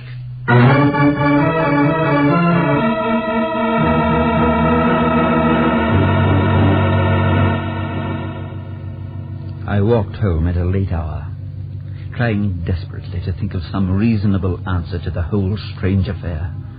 I could not accept Guildea's explanation of the actions of the parrot, though the bird had produced an extraordinary illusion of an invisible presence in that room. In a day gone by, perhaps I might have been called in to deal with an evil spirit. I thought of retribution. Guildea had always borne an unnatural distaste for human love. Was he now being forced to endure the unnatural love of some monstrous being as punishment?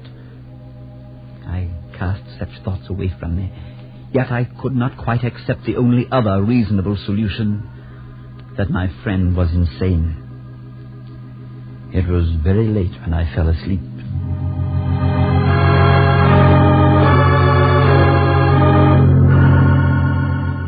The following evening, I preached at Warwick Chapel and returned to my quarters about 9. I found that Pitting had called a short time before and left a rather puzzling message. Implore that you come to Hyde Park at once. Otherwise, I cannot answer for the consequences.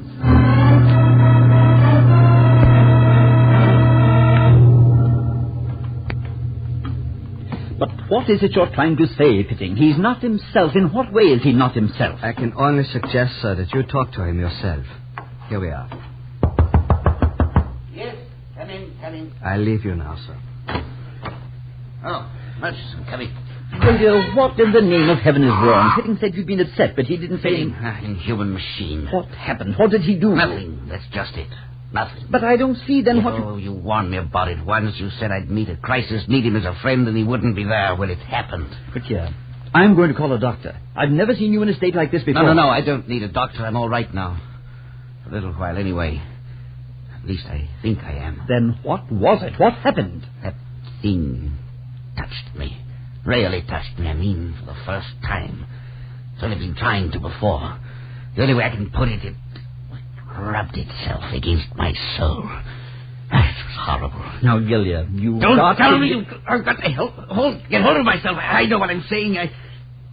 I'm sorry. If you felt it yourself, you know what I mean. It was disgusting. Filthy. If it lasted one more minute, I know I should have gone screaming mad. But you don't feel it now? No, not now. I lost my head, I guess. I struck out with my fists. I tore at myself, screamed for help. Pitting came and thought I was drunk. But I could feel it touching me, sickening, soft, tender, inside of me. But it left you then. You forced it away. Yes, it's still here in the room somewhere, but it hasn't tried to touch me again. Now, that settles it. Guildea, you're leaving here tonight. It didn't follow you when you took the trip before. It stayed here. That's one way you can be free of it. Then you believe in the thing, too. Believe it's real. It's real for you, and that's enough. Now, if I remember it, you're giving a lecture at Oxford the last of the week. You're going on up there now. I'll help you pack. I could do that. I could stay at the Grosvenor tonight, take a train in the morning. It's right near the station. And it's all agreed. I'll get at it. Wait. Look at Napoleon. Standing there by his cage. He's talking to it. Imitating it. Can you imagine what that thing must look like? Never mind. Let me help you start packing. But I didn't tell you what it really did this evening. What came closer to driving me insane. It doesn't matter. The thing kissed me, Murchison. But not from the outside. I could feel it. Warm and wet. Kissing my lips. From the inside.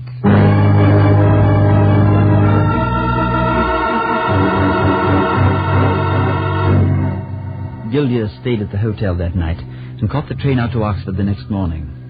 4 days later, I received a wire from him. I'm still feeling a bit shaky, but everything else is all right. No sign of any visitor. Why don't you try to come up for the lecture Friday night?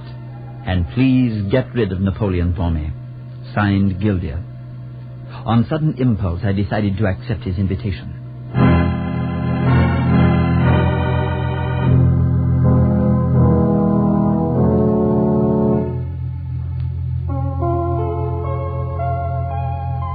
My train was late, and I arrived at Oxford with only time enough to go directly to the seminar. I slid into my feet just as Guildea was introduced and began his talk. He was pale and perhaps a bit drawn, but seemed otherwise composed and in control of himself. As I sat there, my mind wandered away from his talk, seeking some solution for the horrible problem which I regarded as being as much my own as Guildea's. I decided I would try to persuade him to sell the house in Hyde Park Place, since his strange fixation seemed to be bound up with it. Try to find lodgings elsewhere. Some 10 minutes passed when suddenly I noticed Guildea was becoming very nervous. He faltered in his talk, seemed to be confused. He stood there on the platform, deathly pale, his hands out as though pushing something away from him. I knew what was wrong. Pardon me, please. Could I get through? Pardon me, let me to him, please. Pardon me, I'm his friend. Guildea, can you hear me? Murchison. Yes. Everything's all right. It came here. Found me out. It rubbed up against me on the platform.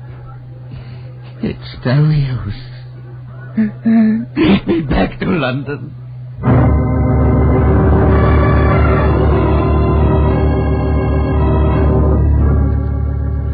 We arrived back in London late the next afternoon.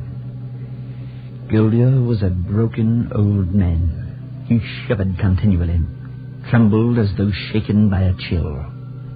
He claimed to sense the awful presence of that thing always nearby us, accompanying us. and he was constantly terror-stricken lest it might try to touch him again. I stayed with him in the house in Hyde Park, and as night drew on, we sat in the long, book-filled study on the second floor. Pitting brought coffee to us and then withdrew. We found little to talk about, and the silence of the room seemed doubly oppressive without the familiar chatter of the parrot in the background. What did you do with it, Murchison? Napoleon, I mean. I boarded him with a pet shop in Shaftesbury Avenue. I thought you might want him back again after you'd reconsidered. No, I don't want him back. You still can't feel its presence, can you? No, Guildea, I'm afraid I can't. Wish to heaven I couldn't. It's in here with us now, you know. Now, please. It doesn't matter. That's no use. I can't fight it any longer. There's no way to fight it. Perhaps that may be the answer, to stop fighting it. You said yourself that you felt it was fond of you, meant you no harm. Then why not stop fighting? Try to return its fondness, its love, if you will. You don't know what you're asking. Even the thought of it sickens me. Fondness, love, that thing. Perhaps it may be the only way out. Then there's no way out. I tell you, Murchison, I've only one feeling for that creature, and that's hatred. Hatred, disgust, and hatred. Please, try to be calm. Wait. What is it? Perhaps that's it. Listen. Whatever you are, beast or devil, I hate you, do you hear? I hate you. Murchison, that's doing it. It's recoiling, withdrawing, I can feel it. Guildea, please. I hate you. I hate you. Murchison, it wants to leave. It's beginning to hate me, too, but it wants to leave now. Open the door. Go downstairs and open the front door. Open the front door and let it out. All right, Guildea, if you'll feel better about it. Force me to go along, but I know how to fight it now. Go, Murchison, hurry. I hate you. I hate you. I hate you. I ran down the stairs and threw open the front door. I stood there, breathing in the night air. It was clear and cold, and the stars hung overhead. I looked across to the park, saw the glow from the street lamp falling on the empty bench directly opposite. And at that moment came a sound that froze my blood with horror. I stood there, paralyzed, unable to move. Seconds passed, perhaps minutes, I don't know. I don't know how long I stood there. I glanced across at the empty bench, and for one moment thought I saw a shadow sitting on it. A vague shadow as Guildea saw it one night weeks before. And then the bench was empty, and I heard Pitting running down the stairs. Oh, Murchison, come quickly. Professor Guildea, it was his heart, I think. Yes, I believe it was his heart. But Father Murchison, he's lying up there now, sir. He's dead. Dead? Dead, Pitting? I hope so. I sincerely hope so.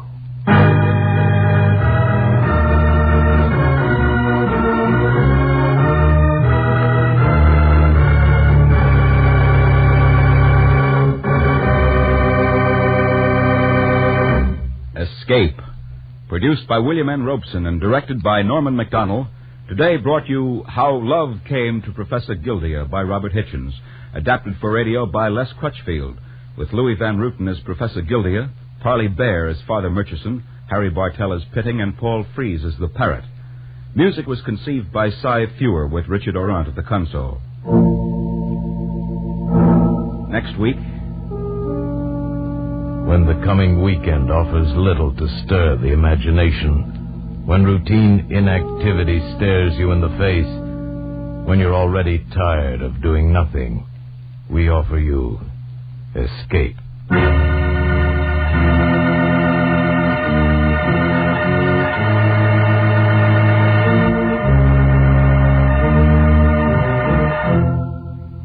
Next week, we bring you another exciting story of high adventure. This is CBS, the Columbia Broadcasting System.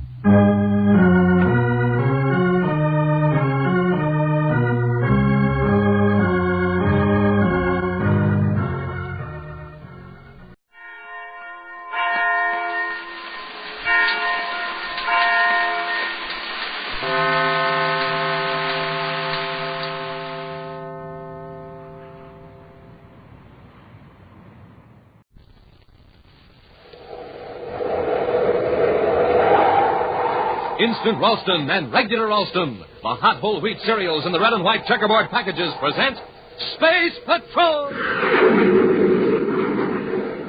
High adventure in the wild, vast reaches of space. Missions of daring in the name of interplanetary justice. Travel into the future with Buzz Corey, Commander-in-Chief of the Space Patrol! In today's transcribed Space Patrol adventure, Commander Corey, at the controls of the Terra 5, pilots the ship close to a strange, disc-shaped object floating above the planet Venus.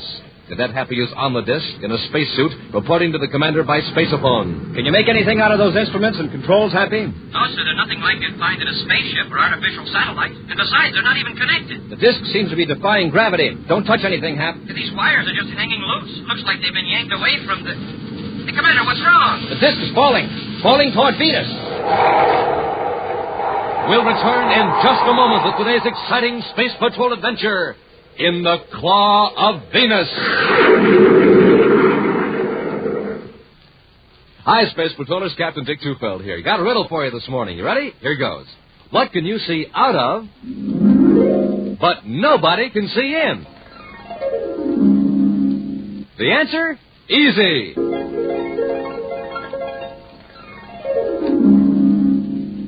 The new sensational Monoview Outer Space Helmet. It's a whole foot high, slips on right over your head, and rests on your shoulders. Yes, sir, it's a neat, complete disguise. And wait till you get your first look through that special one-way eye plate. It's like magic. You're whisked right out of this world into a strange, purple, glowing planet. You see everything clear as day, but tinted with a weird purple glow. And what's more, the Monoview Outer Space Helmet has a gleaming red and jet black lightning flash hood. And swell, real-looking oxygen tanks and breathing tubes printed right on. But best of all, this helmet is yours for only 25 cents and a box top. Now, gang, here's how you get it. Just buy a box of good hot Ralston. Then, with your name and address, send 25 cents in coin and an instant or regular Ralston box top to Space Patrol, Box 686, St. Louis, Missouri. That's Space Patrol, Box 686, St. Louis, Missouri. This offer is good only in the USA and may be withdrawn at any time. And now, here's a special Space Patrol flash. Immediately following today's adventure, Commander Corey will announce the name of the grand prize winner in the Name the Planet contest.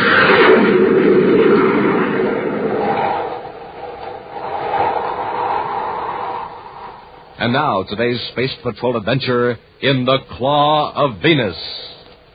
Commander Corey's space battlecruiser, the Terra 5, skims low over the mountains of the planet Venus.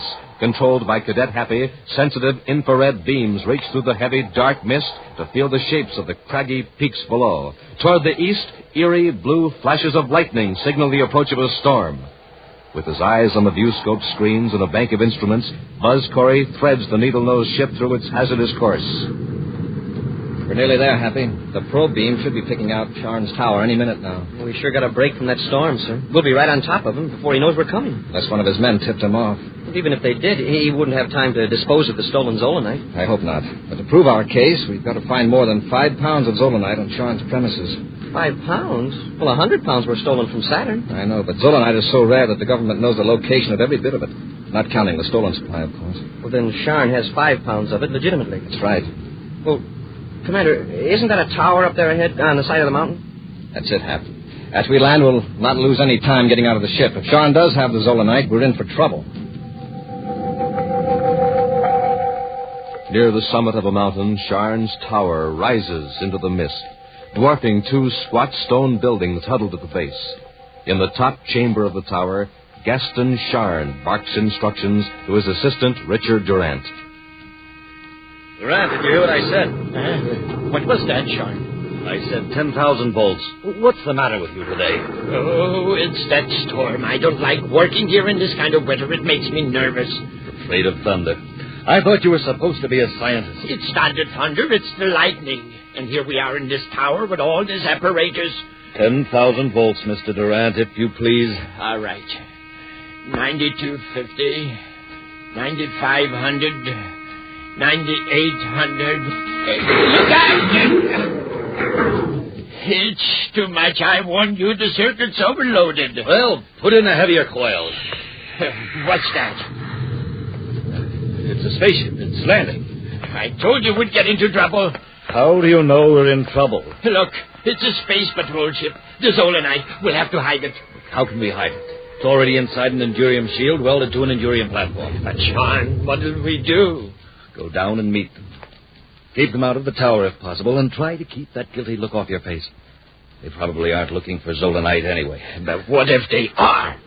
I know my rights, Durant. You just keep your mouth shut and let me do the talking.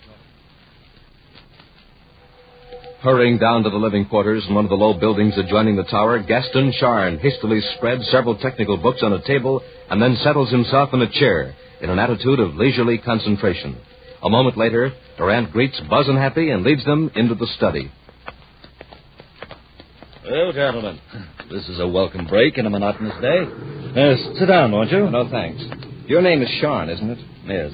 And you must be Commander Corey by your insignia. Yes. I'll get right to the point, Sean. I have a warrant from the Venus Justice Department authorizing a complete search of your premises. I'm afraid I don't understand, Commander. A search? What for? Sean, 100 pounds of Zolanite was stolen from the government freight depot at Saturn City. 100 pounds? Well, I didn't know there was that much Zolanite in the universe. How much do you have here? Oh, about 5 pounds. Happy, hand me the Zolanite detector. Yes, sir. Here you are. Now, let's see what we can pick up.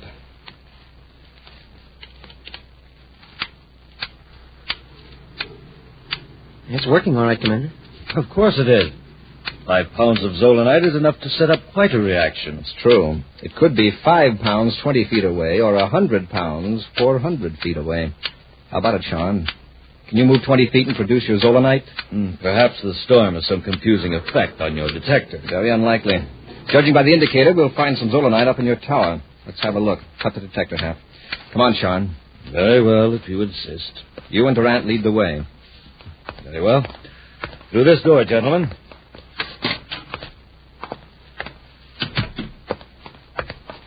This corridor leads to the tower. Look out! I've been struck by lightning. I told you, John. Get a grip on yourself, Durant. You're not hurt. Yeah, if you'd been hit by lightning, you wouldn't be able to brag about it. A bolt hit the tower, just like I said it would. Well, we're not hurt. We'll go up and investigate. No.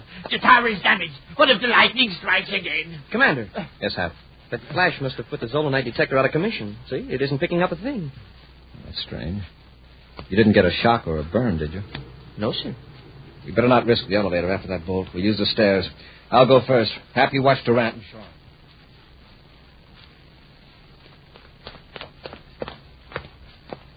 The lab is right through that door, Commander. Smoke and rockets.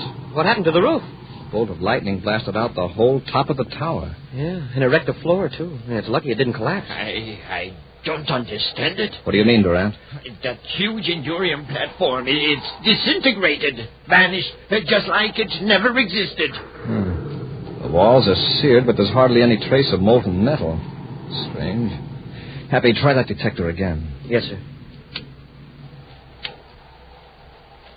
It's working, sir, but it's sure a low reading. It's probably picking up this small fragment of Zolanite. Yes, that's Zolanite, all right. Which proves that your detector is working, and in turn proves that I do not have the stolen 100 pounds of this stuff. Yeah, it looks like the lightning destroyed all our evidence, Commander.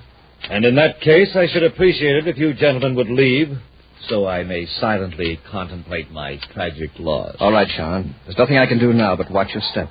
Next time it'll take more than a bolt of lightning to save you. Returning to their ship, Buzz and Happy head back to Venus City. Doggone it, sir.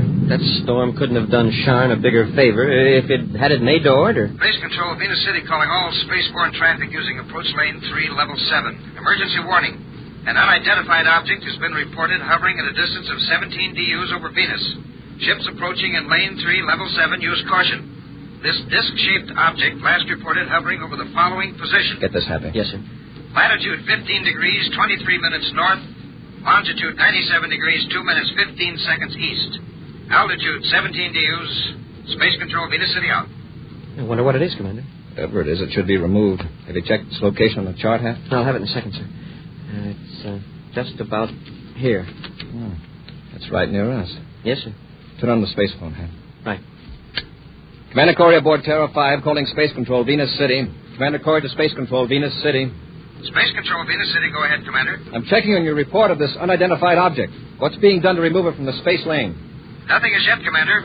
Colonel Yeager is waiting for a report from Space Platform Observatory number 2. They're trying to identify the object. You said it was disc-shaped. How big is it? About 20 feet in diameter and quite thin and flat. There's no sign of rocket power or any other force. It's been over that same position on Venus for more than an hour. It just seems to hang there. That's all the information I have, sir. All right, Space Control. Inform Colonel Yeager that I'm going to investigate this object. Corey out. All right, Hap, we'll have a close look at this thing. Get your spacesuit on in case we have to attach a line and tow it out of the space lane. Moments later, Buzz and Happy bring their spaceship close to a gleaming metal disc. They circle it at a velocity just high enough to counteract the gravity pull of the planet Venus, 17 DUs below them. I wouldn't have believed it if I hadn't seen it. It's not underpowered. There's no sign of any rocket burst. It's certainly unmanned. Yeah, the disk is too thin for anything larger than a dog to be inside it. I wonder what that stuff is on top. Some sort of electrical equipment, maybe? What's it connected to? See those cables dangling? Commander, since I've got my spacesuit on, why can't I board that disk and examine it? Well, all right, Hap, but watch your step. Skillfully, Buzz matches the velocity of his ship to that of the strange disk as Happy stands in the airlock with the outer hatch open. Carefully, Buzz maneuvers the Terra 5 closer to the disk, and Happy crosses over. I made it, sir. I'm on the disk. Remember, Hap, this isn't outer space. If you slip here, you go down, and 17 DUs is a long way to fall. I'll be careful, sir. I'll drop back so I can see you better through the nose port.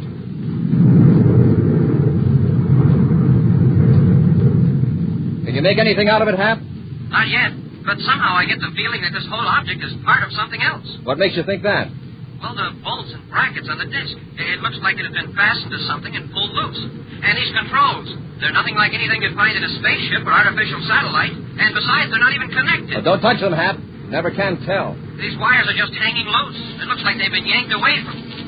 Hey, Commander, what's wrong with the ship? You're moving away. It isn't the ship, it's you. The disc is falling toward Venus. We'll return to Space Patrol in just a moment.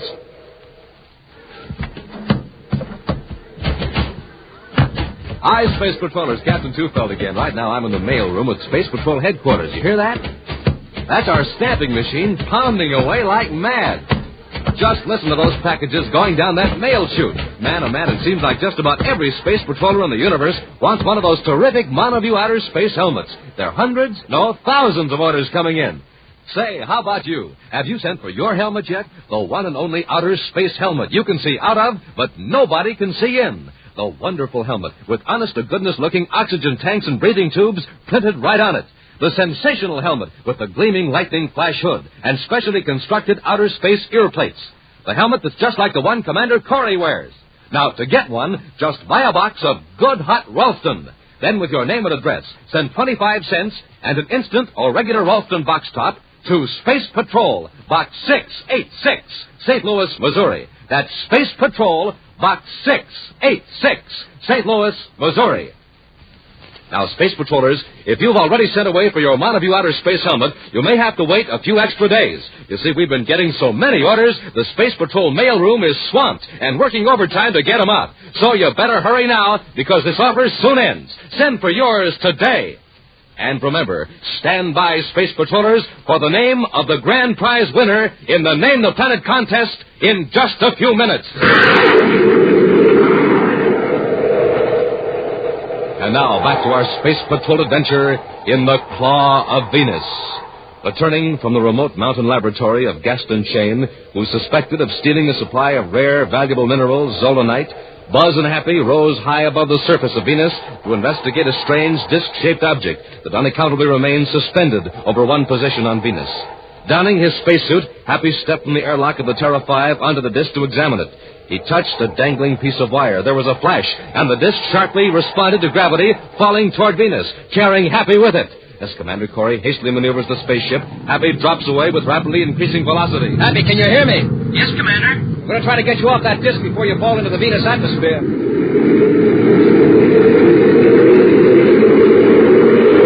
Hap, how much space between you and the airlock? About 250 feet. Have we matched velocity? Yes, sir. The ship and this disc are falling at the same rate. I'm going to pull over closer. Guide me. That's it, Commander. A little more. More. Hold it. I can reach the airlock now. Okay, climb aboard.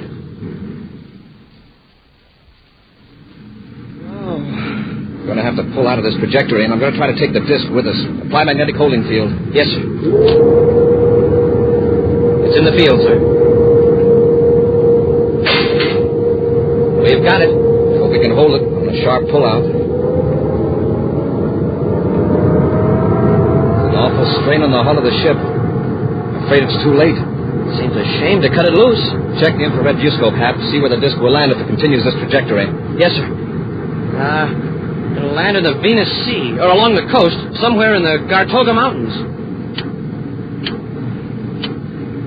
Commander, what's that? I just turned on the Zolanite detector. Something must be wrong. There's no Zolanite around... Hey, on the disc. Right. We'll try to make the disc land where we can recover it again. Cut magnetic holding field. We'll track it in the viewscope and see where it falls. Keep it centered, Hap, while I level off. Yes, sir. I don't get it, Commander. Zolanite out here on that disc? Well, how did it get there? Remember that hole in the roof of Sharn's tower? Yeah, the lightning. Wouldn't you say that hole was the same size and shape as the disc? Why, yes. Then that disc was in Sharn's tower. It's the Endurian platform Durant said was disintegrated. Oh, that's why we didn't see any molten metal. The whole platform shot up through the roof. But, well, what made it stay suspended 17 DUs above Venus? The tremendous voltage in that bolt of lightning produced some peculiar effect on the Zolanite. And it nullified gravity. It's the only explanation. Maintained the momentum of Venus's rotation on its axis, but soared upward till it reached a point of equilibrium. A new force. Wow. Think what that'll mean to space travel. Hey, we've got to recover that disc and have some experts check it. Yes, but first I want two particular experts to check it. The men that accidentally discovered this new force. Sharn and Durant? Right. When they see the viewscope microfilm of that disc and learn where the object landed, I think they'll get just a little bit... Several hours later, Sharn and Durant sit watching the interplanet news telecast. The strange disc-shaped object that has been hovering over Venus has crashed. Turn that up, Durant. Yes, Sharn. The pilot of a space patrol ship sent to investigate the gravity-defying disc reports that the object suddenly descended toward Venus, landing on the coast of the Venus Sea in the Gartoga Mountain region. Because of the difficulty of recovering the object, the space patrol will delay further investigation for several days, pending the arrival of a team of experts from Saturn. Now, here is a portion of viewscope microfilm taken from the space patrol ship sent to investigate the disc. Look, Durant. You recognize it? It's the Endurium platform from the lab. This is the mysterious object that now lies in the area known as the Claw of Venus. And now, items from the universe of sports. Today in Mercury Stadium. I've got to act quickly, Durant. What do you mean? We've got to get to the Claw of Venus and recover the Zolanite before those Space Patrol scientists get there. But Sharn... Don't argue. You realize we're the only ones in the universe who know that Zolanite can neutralize gravity? I don't like it. It's dangerous. Don't be a fool. We can control high voltages. Quick now. Get some cutting tools. Then we'll blast off for the Claw of Venus. Miles away, where huge breakers of the Venus Sea batter at the bluffs, a gleaming disk of Endurium lies embedded in shattered rocks on the shore. In a small cave nearby, two men in Space Patrol uniforms wait patiently. Think they'll fall for it, Commander? I think they will, Happy. Not only to get the Zolanite back, but to protect themselves. Sharn knows that if we find the Zolanite, we can prove this Endurium platform came from his lab. I hope they come pretty quick. Tide's coming in. In a few hours, this will all be underwater, including the disc. Yeah. Hey, Commander, you hear that? It's a ship. Coming in for a landing on top of the bluff. Must be Sharn. From their vantage point in the cave, Buzz and Happy watch Sharn and Durant make their way down the steep cliff and start to work. What did we lug that electro-welder down here for? When we get the Zolanite out of the container, I want to seal things up a little, just to confuse the experts. Well, I'm in favor of getting the Zolanite and heading back to the ship. The experts will know this disc has been tempered, but just from the marks of the atomo torch. They might think the metal was fused by air friction in the fall. After all, it dropped 17 DU. All right, Sharn, Durant, drop those tools. Hurry. Happy, take Sharn's blast gun. Yes, sir. And give me that atomo torch, too, Sharn. Why, of course. Here. Why, you... Slug them, Durant. Sean, let go of that cord. Come on, Durant. Run for the cliff. But we come this far. Let's finish them off. Still conscious. Corey's got his ray gun. Come on, keep behind the rocks and run for the cliff. Halt! Stop where you are. Halt! We're safe. Up the cliff to the ship. You've still got your blast gun. We can pick them off, then get the Zolanite. Why use a blast gun on Corey and the cadet when we can get the same results another way? Halt! When we're past that first ledge, we'll blast the cliff with the gun. That'll leave Corey with a perpendicular wall to climb. Hurry, Durant.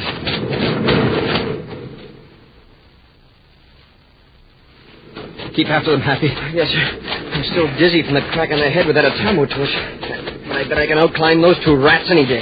Happy, duck. Sean's aiming his blast gun.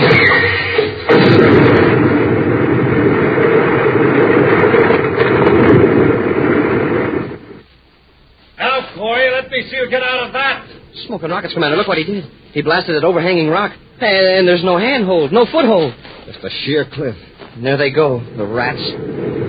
Commander, what are we going to do? The tide's coming in. We can't scale the cliff, that's certain. In a few minutes, the waves will be smashing us back against the cliff. We don't have a chance. Wait, I think we do. A long chance, but it's worth a try. Come on, let's get to the disc. To the disc? Yes. Do you remember what you touched up there when the disc started to fall?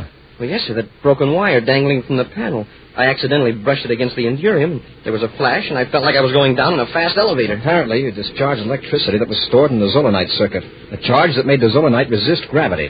Now, if we could restore that charge, perhaps the disc would rise again. But, Commander, what can we charge it with? There's an electro-welder Sean left behind. That generates considerable current. As much as a bolt of lightning? No, but perhaps we don't need that much. Well, it's worth a try. It'll mean taking the electro-welder apart with the Atomo torch and rewiring it to the connections in the disc. Let's get to work.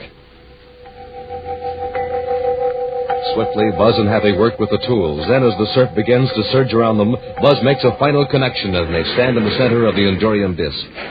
All right, Happy. Take it easy. Start the electro-well generator. Very low at first.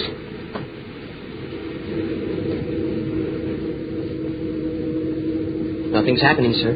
Give it more voltage. Steady now.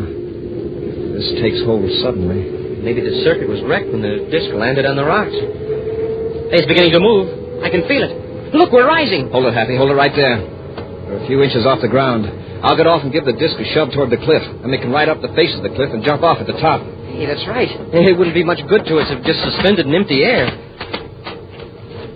It's hard to move, Hap. Why is that? It's weightless now. As far as Venus gravity is concerned, it's weightless, but it still has its mass and inertia. Now it's moving toward the cliff, sir. The inertia will carry it the rest of the way as we ascend. All right, Happy. Increase the voltage slightly. Here we go, sir. Hold her steady, Hap. We're rising fast enough.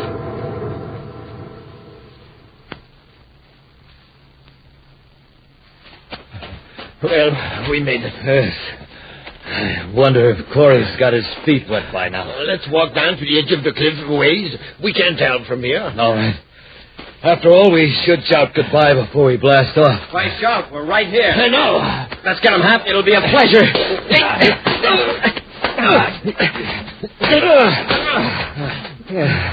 I think that'll take care of them. Frankly, I'm sorry it's over so soon. I guess they don't have much fight left after that climb. Oh. How did you get up the cliff? On your gravity disc. You worked the gravity disc? That's right, Shard. The idea came to the commander like a flash of lightning.